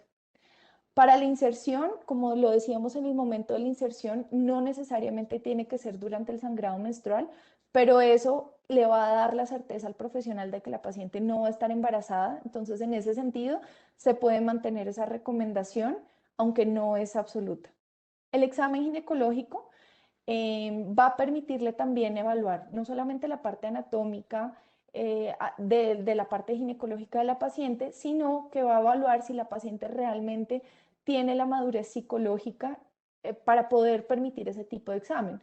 Por supuesto, una paciente que no permite el examen ginecológico, que se pone muy nerviosa, pues no va a ser una candidata a un dispositivo intrauterino, porque pues por obvias razones el examen ginecológico es mandatorio. Y en cuanto a las consideraciones de tiempo y situación, es muy importante entender que para poder realizar la colocación de un dispositivo intrauterino en cualquier mujer, pero sobre todo en un adolescente, necesitamos tener el tiempo y el espacio suficiente. La adolescente tiene que sentirse cómoda, tiene que llegar al procedimiento sabiendo en qué consiste el procedimiento, sabiendo qué esperar, sabiendo las partes del procedimiento, para que en el momento de la inserción no tengamos problemas para realizar la colocación. Dentro de las características técnicas, lo ideal es que la esterometría sea por lo menos de 6-7 centímetros. En nuestra experiencia, esterometrías menores van a hacer que la colocación sea más difícil y que pueda aumentar el riesgo de expulsión. Entonces, digamos que sí es importante antes de la inserción hacer una muy buena esterometría para estar seguros que vamos a aumentar las tasas de éxito de la inserción. Con respecto al manejo del dolor, se pensaba antes que el uso de antiinflamatorios no esteroideos podía influir en una menor percepción del dolor durante o después del procedimiento, pero hoy se sabe que la evidencia pues, es insuficiente para recomendar esta práctica. Igualmente el uso de misoprostol para, entre comillas, facilitar la inserción en mujeres nulíparas tampoco está recomendado. Los bloqueos paracervicales tampoco han demostrado ningún efecto benéfico a corto o a largo plazo posterior a la inserción. Realmente hoy en día, en nuestra experiencia, lo que hemos visto es que el reposo y el calor local son lo que más le va a ayudar a la paciente y nuevamente la consejería. Un adolescente que sabe en qué consiste el procedimiento y que sabe lo que va a tener una mucha mejor experiencia del procedimiento y su recuperación también va a ser mucho más fácil. Y la otra consideración importante en las adolescentes cuando hablamos de dispositivos es que el seguimiento se va a hacer más estrecho que en mujeres adultas para evaluar los efectos que está teniendo, el largo de los hilos y a considerar la realización de ecografía pélvica. No es mandatorio hacerla, sin embargo en nuestra experiencia consideramos que es mejor hacerla por lo menos al mes de la inserción. Eso le da a la paciente y a su madre, a su familia, como una tranquilidad de que el método está funcionando y nos deja también a nosotros una evidencia de una adecuada colocación del dispositivo. Entonces, digamos que en nuestra práctica nosotros sí lo recomendamos. Sobre las complicaciones de los dispositivos intrauterinos en adolescentes, a diferencia de lo que se cree, las complicaciones son exactamente iguales que en mujeres adultas. La expulsión es de más o menos, puede alcanzar hasta el 10% en el primer año, usualmente es más que todos los primeros 3 meses. Ocurre más con los dispositivos de cobre que los de levonorgestrel y, como ya lo hemos mencionado, la nuliparidad no aumenta el riesgo de expulsión. Existen reportes de casos en donde se ha descrito una inserción fallida de hasta el 2% en algunos casos. Aquí nuevamente recomendar la valoración ginecológica antes del procedimiento y la esterometría para disminuir la posibilidad de que esto ocurra. La tasa de perforación nuevamente es la misma que en mujeres adultas, del 0.1%. Y la tasa de EPI también es igual que en mujeres adultas, es de un 0.5%. Usualmente los primeros 20 días es cuando más se puede presentar. Y de ahí en adelante dependes más del comportamiento y del patrón sexual de la paciente. Incluso los dispositivos de levonorgestrel podrían estar asociados con una disminución en la incidencia de EPI por su mecanismo de acción de engrosamiento del moco cervical y adelgazamiento del endometrio. Bueno, y sobre los implantes subcutáneos, tenemos 2 disponibles, el de etonogestrel, que tiene una duración de 3 años, y el de levonorgestrel, que son 2 barras de 75 miligramos para una duración de 5 años. El inicio de la efectividad anticonceptiva en este método normalmente es inmediata si se pone durante la menstruación, es decir, durante los primeros 5 días. Aquí una estrategia que también se puede utilizar de puente, tanto para los dispositivos intrauterinos como para los implantes, es utilizar un método de corta acción hasta la primera semana después de haber hecho la inserción del implante o del dispositivo. Esto nos va a asegurar la eficacia del método, vamos a estar tranquilos que la paciente no está embarazada, no la dejamos descubierta y hacemos un puente efectivo entre los 2 tipos de método. Como sabemos, para la inserción de los implantes se utiliza anestesia local, se puede poner hielo local, un vendaje, digamos que no hay una preparación adicional que sea importante. Puede tener efectos benéficos sobre mejoría de dismenorrea y acné. Como ya lo hemos repetido, no hay evidencia que tenga ningún efecto sobre el peso corporal. Y bueno, hemos hablado ampliamente esta noche sobre los efectos de la densidad, sobre la densidad mineral ósea, y ninguno de estos métodos, ni los sistemas de levonorgestrel ni los implantes subcutáneos, tienen un impacto negativo. Entonces, digamos que son más beneficios para usar este tipo de métodos. Los efectos adversos de los implantes subcutáneos son la principal causa de abandono de estos métodos. En el 33% de pacientes puede haber oligomenorrea, 22% aproximadamente pueden presentar amenorrea. Algunas pacientes presentan sangrados menstruales abundantes, hasta en un 17%, y otras pueden presentar algún tipo de spotting que nuevamente usualmente es en los primeros 6 meses de uso del método. Entonces, como podemos ver, los LARCs son un método anticonceptivo que tiene una gran eficacia y una gran tasa de continuidad y nos puede ayudar a resolver el gran problema de los embarazos no deseados en adolescentes. Las complicaciones derivadas tanto de la inserción de los dispositivos o implantes son poco frecuentes y tienen la misma incidencia que en mujeres adultas. Siempre se debe promover la doble protección con preservativos. Esto es fundamental. Recordar que la anticoncepción, como lo decía la doctora, es una urgencia y debemos aprovechar el primer momento de la paciente para capturarla y dejarla ya casada con su método anticonceptivo. Tenemos que seguir trabajando para disminuir las barreras de acceso. Y nunca olvidemos que la consejería es el pilar fundamental. Muchas gracias.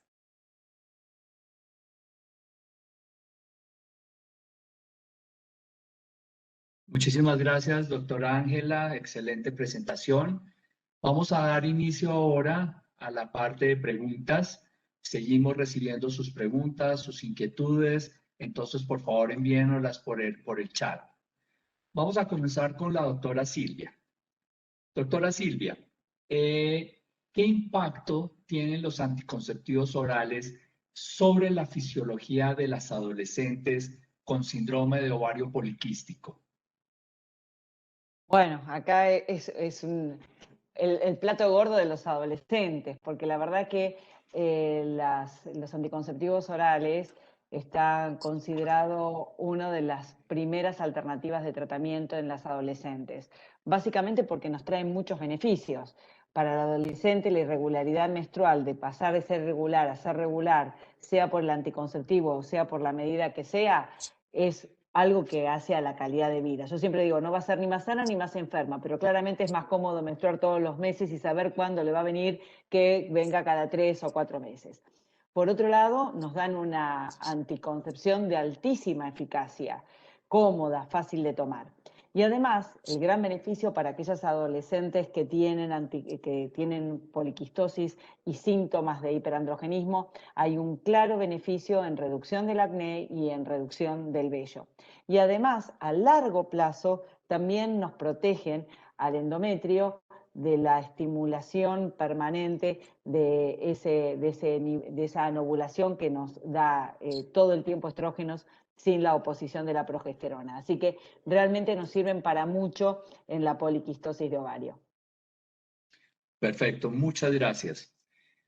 Doctora Selva, en una paciente con una edad ginecológica corta que presenta un sangrado genital prolongado o en algunas circunstancias como aquellas que se inician muy tempranas sexualmente, vemos casos aún antes de la menarca, en su consideración, ¿cuál sería el anticonceptivo oral ideal?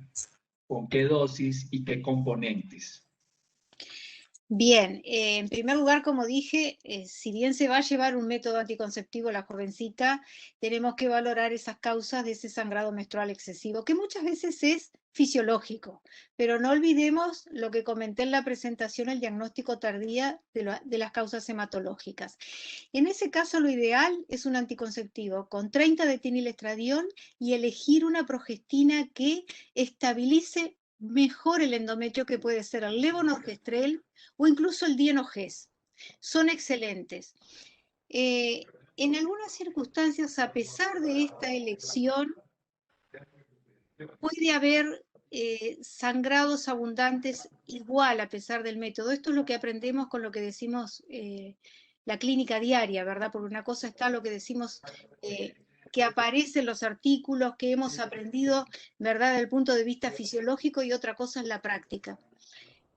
si bien yo soy una promotora de utilizar la mejor dosis de estrógeno que tengamos y el estrógeno más potente, que es el etinilestradiol, a veces funcionan bien con 20 de etinilestradiol y levonorgestrel en forma continua, en régimen extendido. 21 desecha los que son placebo, 21 desecha los que son placebo y en el tercer ciclo sí depriva. Entonces, en esos casos, obviamente que lo que tenemos que reforzar es la parte nutricional de lácteos y vitamina D. Nosotros logramos un buen control de lo que decimos de esos sangrados irregulares o sangrados abundantes. Perfecto, muchas gracias. Eso no está escrito en ningún lado. Esto es una práctica de años, digamos, de buscar resolver los problemas. Experiencia. De experiencia. Genial. Doctora Ángela, ¿por qué en adolescentes la utilización de un endoceptivo intrauterino, por qué la de un implante subdérmico? En su experiencia, ¿de qué depende? Disculpa, es que hoy entrecortado, ¿me puedes repetir?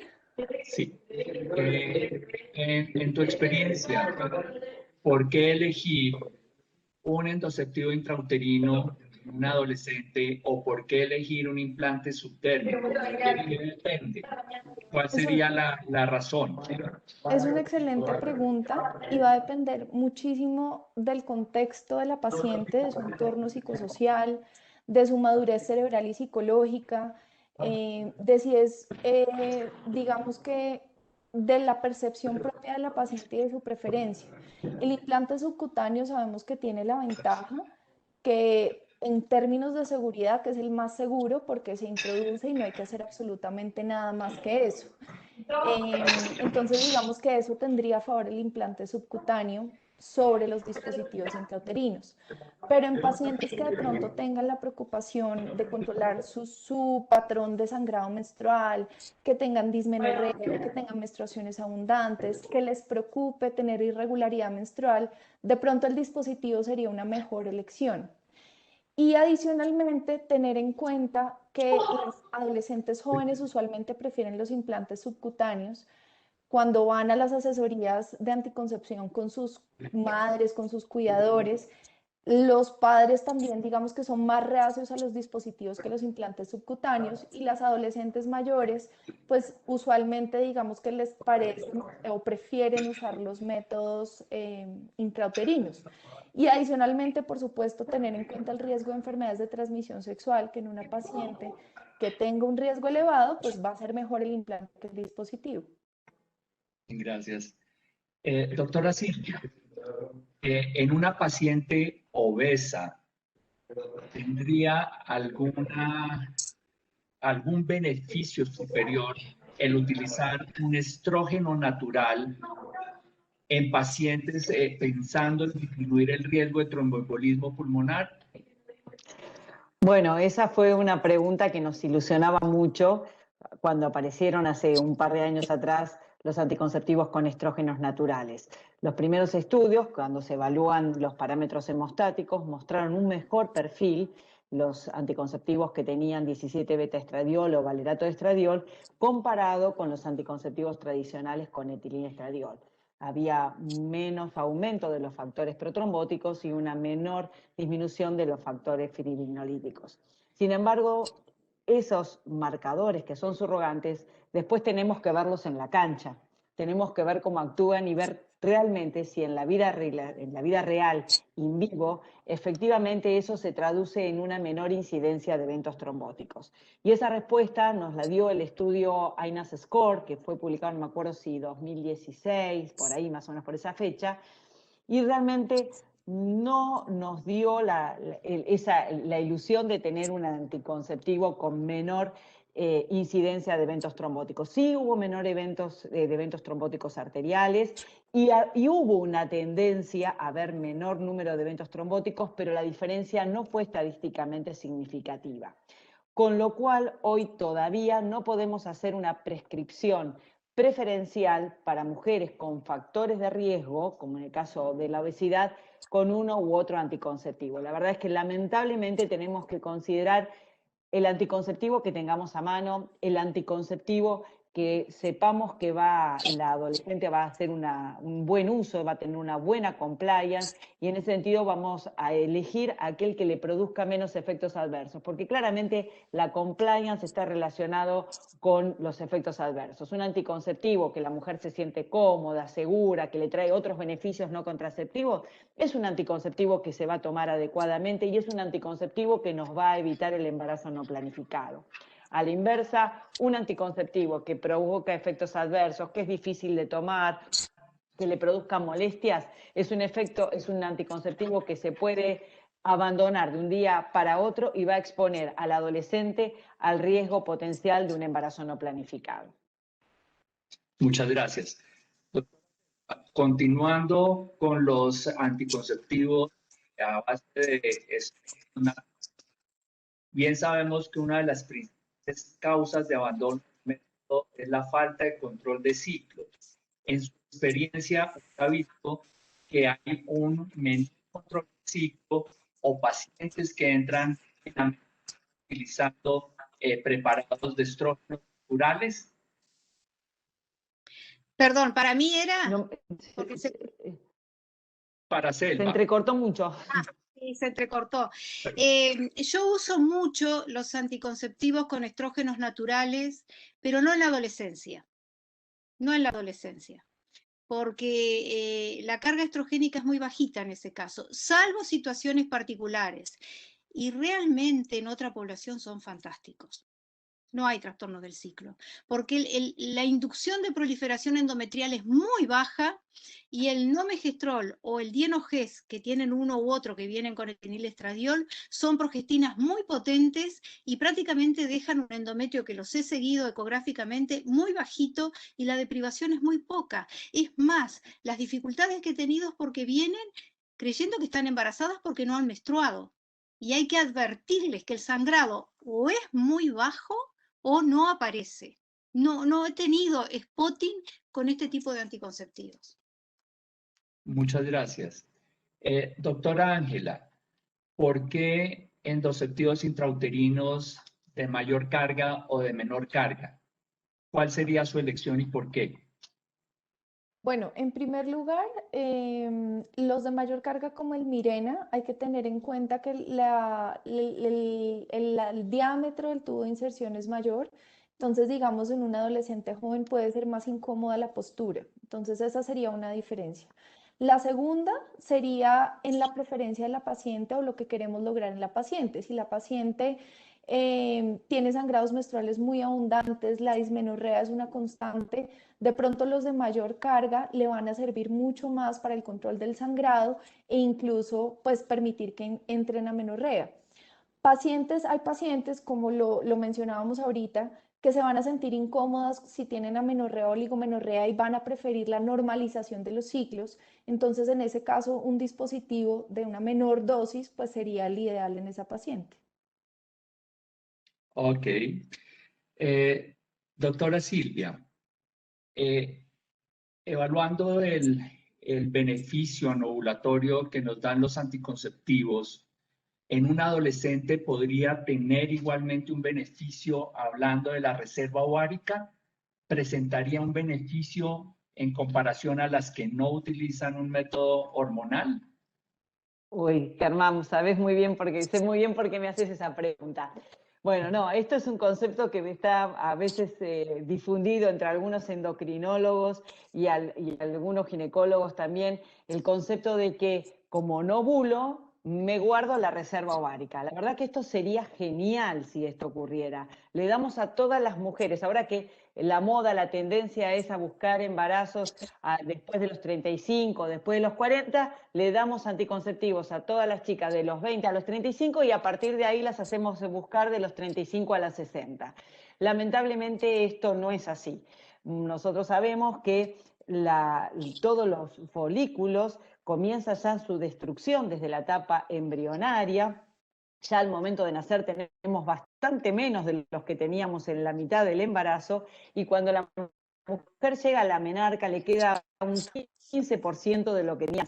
y estos folículos se van a ir diluyendo todo el tiempo, independientemente de las circunstancias que pasen, bajo la toma de anticonceptivo, incluso durante el embarazo, la mayoría de los folículos pasan a la apoptosis. Así que lamentablemente de ninguna manera los anticonceptivos orales no sirven para guardar los óvulos. Los folículos se van a ir destruyendo todo el tiempo, como dice Esperov con esa imagen tan gráfica, dice: todos los folículos están destinados a la atresia, excepto algunos que son los que se ovulan y son los que se salvan.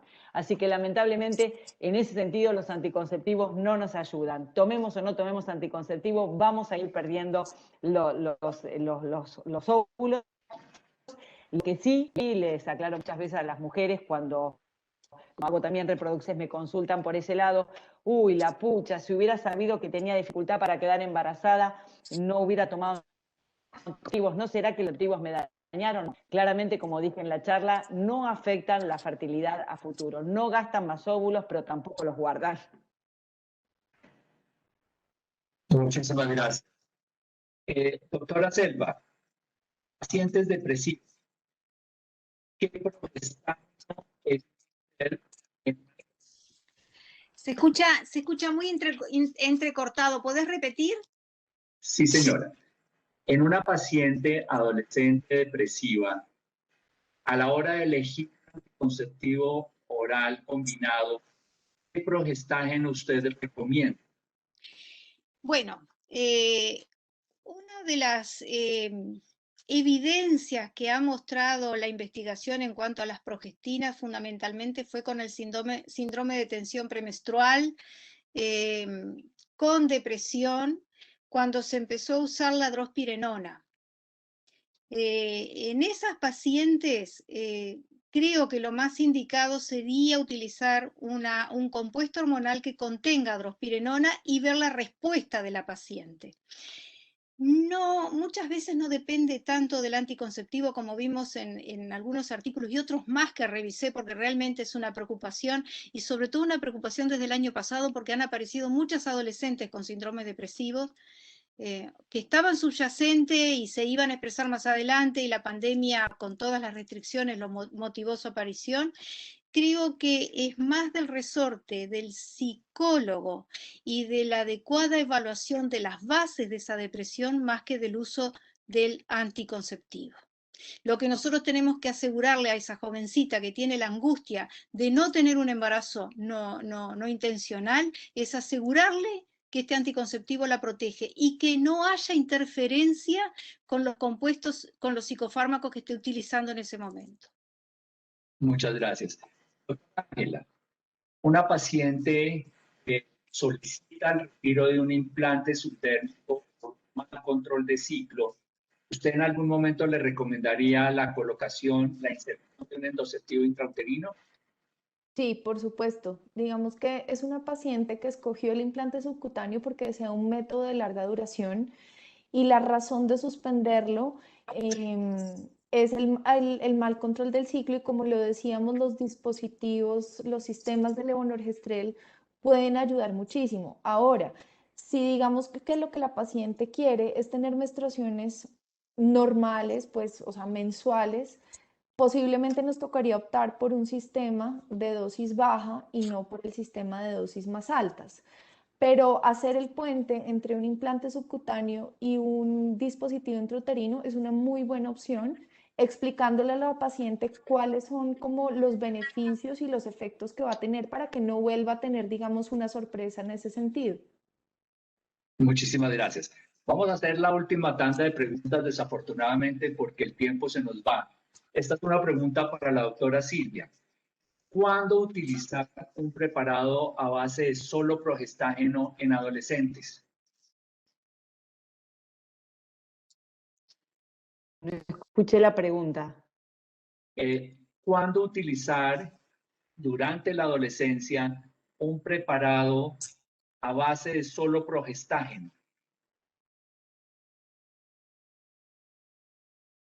En realidad, no sé si lo querés contestar vos, Selva, si no, en realidad no hay una indicación específica, digamos, salvo en aquellas situaciones donde haya contraindicación para el uso de estrógenos. Por ejemplo, la hipertensión, que igualmente es muy raro, como bien contaba Selva, es muy raro en la población adolescente, o que haya alguna patología autoinmune que contraindique el uso de estrógenos. Las trombofilias es otra de las situaciones.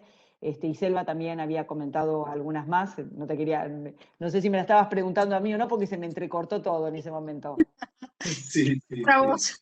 Pero es así, sí, sí. En aquellas situaciones donde los estrógenos están contraindicados, que en adolescencia es en realidad bien poco frecuente. Fundamentalmente, si nosotros pesquisamos que tiene antecedentes familiares de riesgo de trombofilia, ahí es importante utilizar una progestina, estudiar a la paciente si es portadora o no de un factor de trombofilia y bueno, y decidir si tiene un factor de trombofilia, estrógenos no se deberían usar. Entonces ahí pasaríamos a una progestina. Ok, siguiendo, doctora Selva, cuando usted nos hablaba de la utilización de... De estas situaciones de interdicantosa con algunas sustancias que pueden interactuar. Sí, sí, sí. Ok.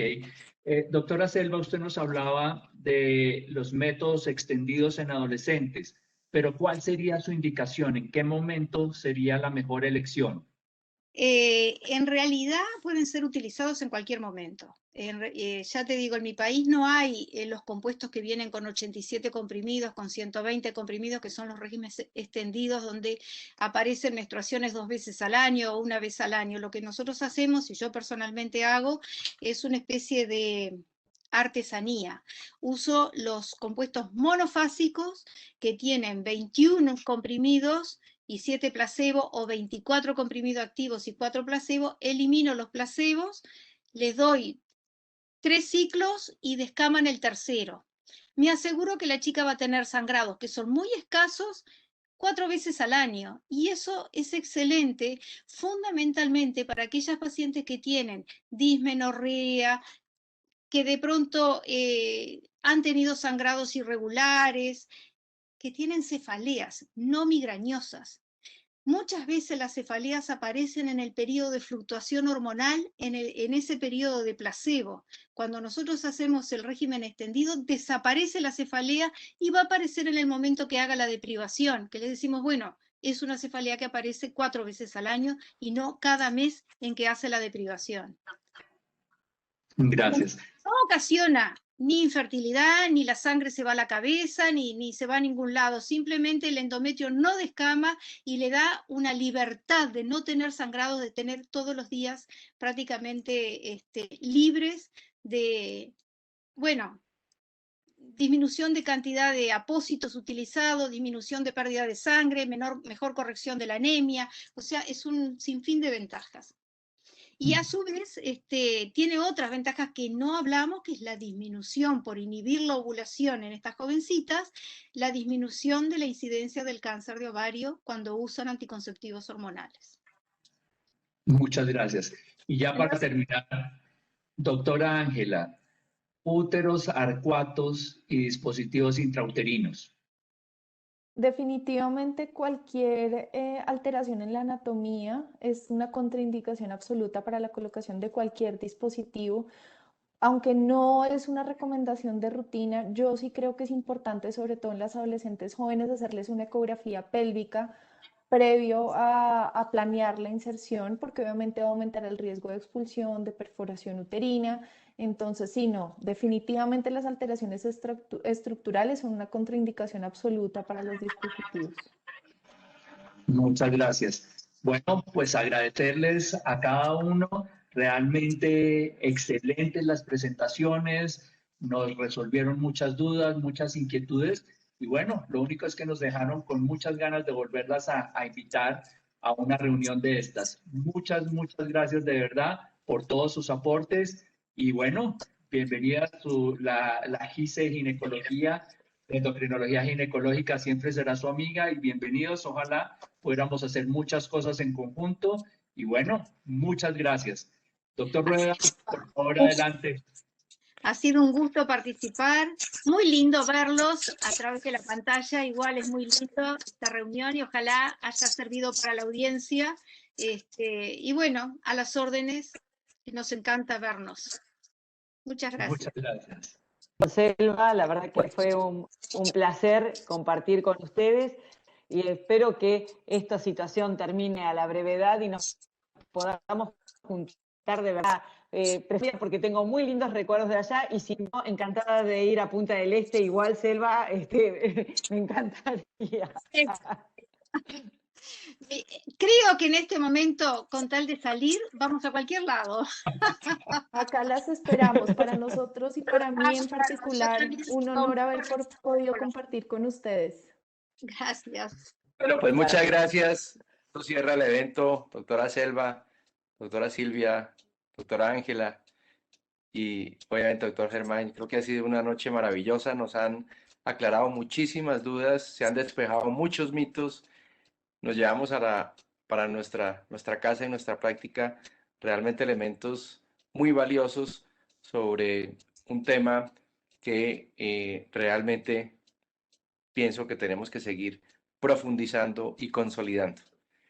Les agradezco muchísimo, no solamente de nuevo la participación, sino el trasnocho, porque allá son las 11 de la noche. Entonces, por esa misma razón, las vamos a dejar descansar para que mañana tengan una buena jornada. A todos ustedes, muchas gracias por la atención y nos veremos en los próximos webinars internacionales que con suficiente anterioridad los vamos a convocar. Muchas gracias. Gracias, que pasen bien. Adiós. Gracias.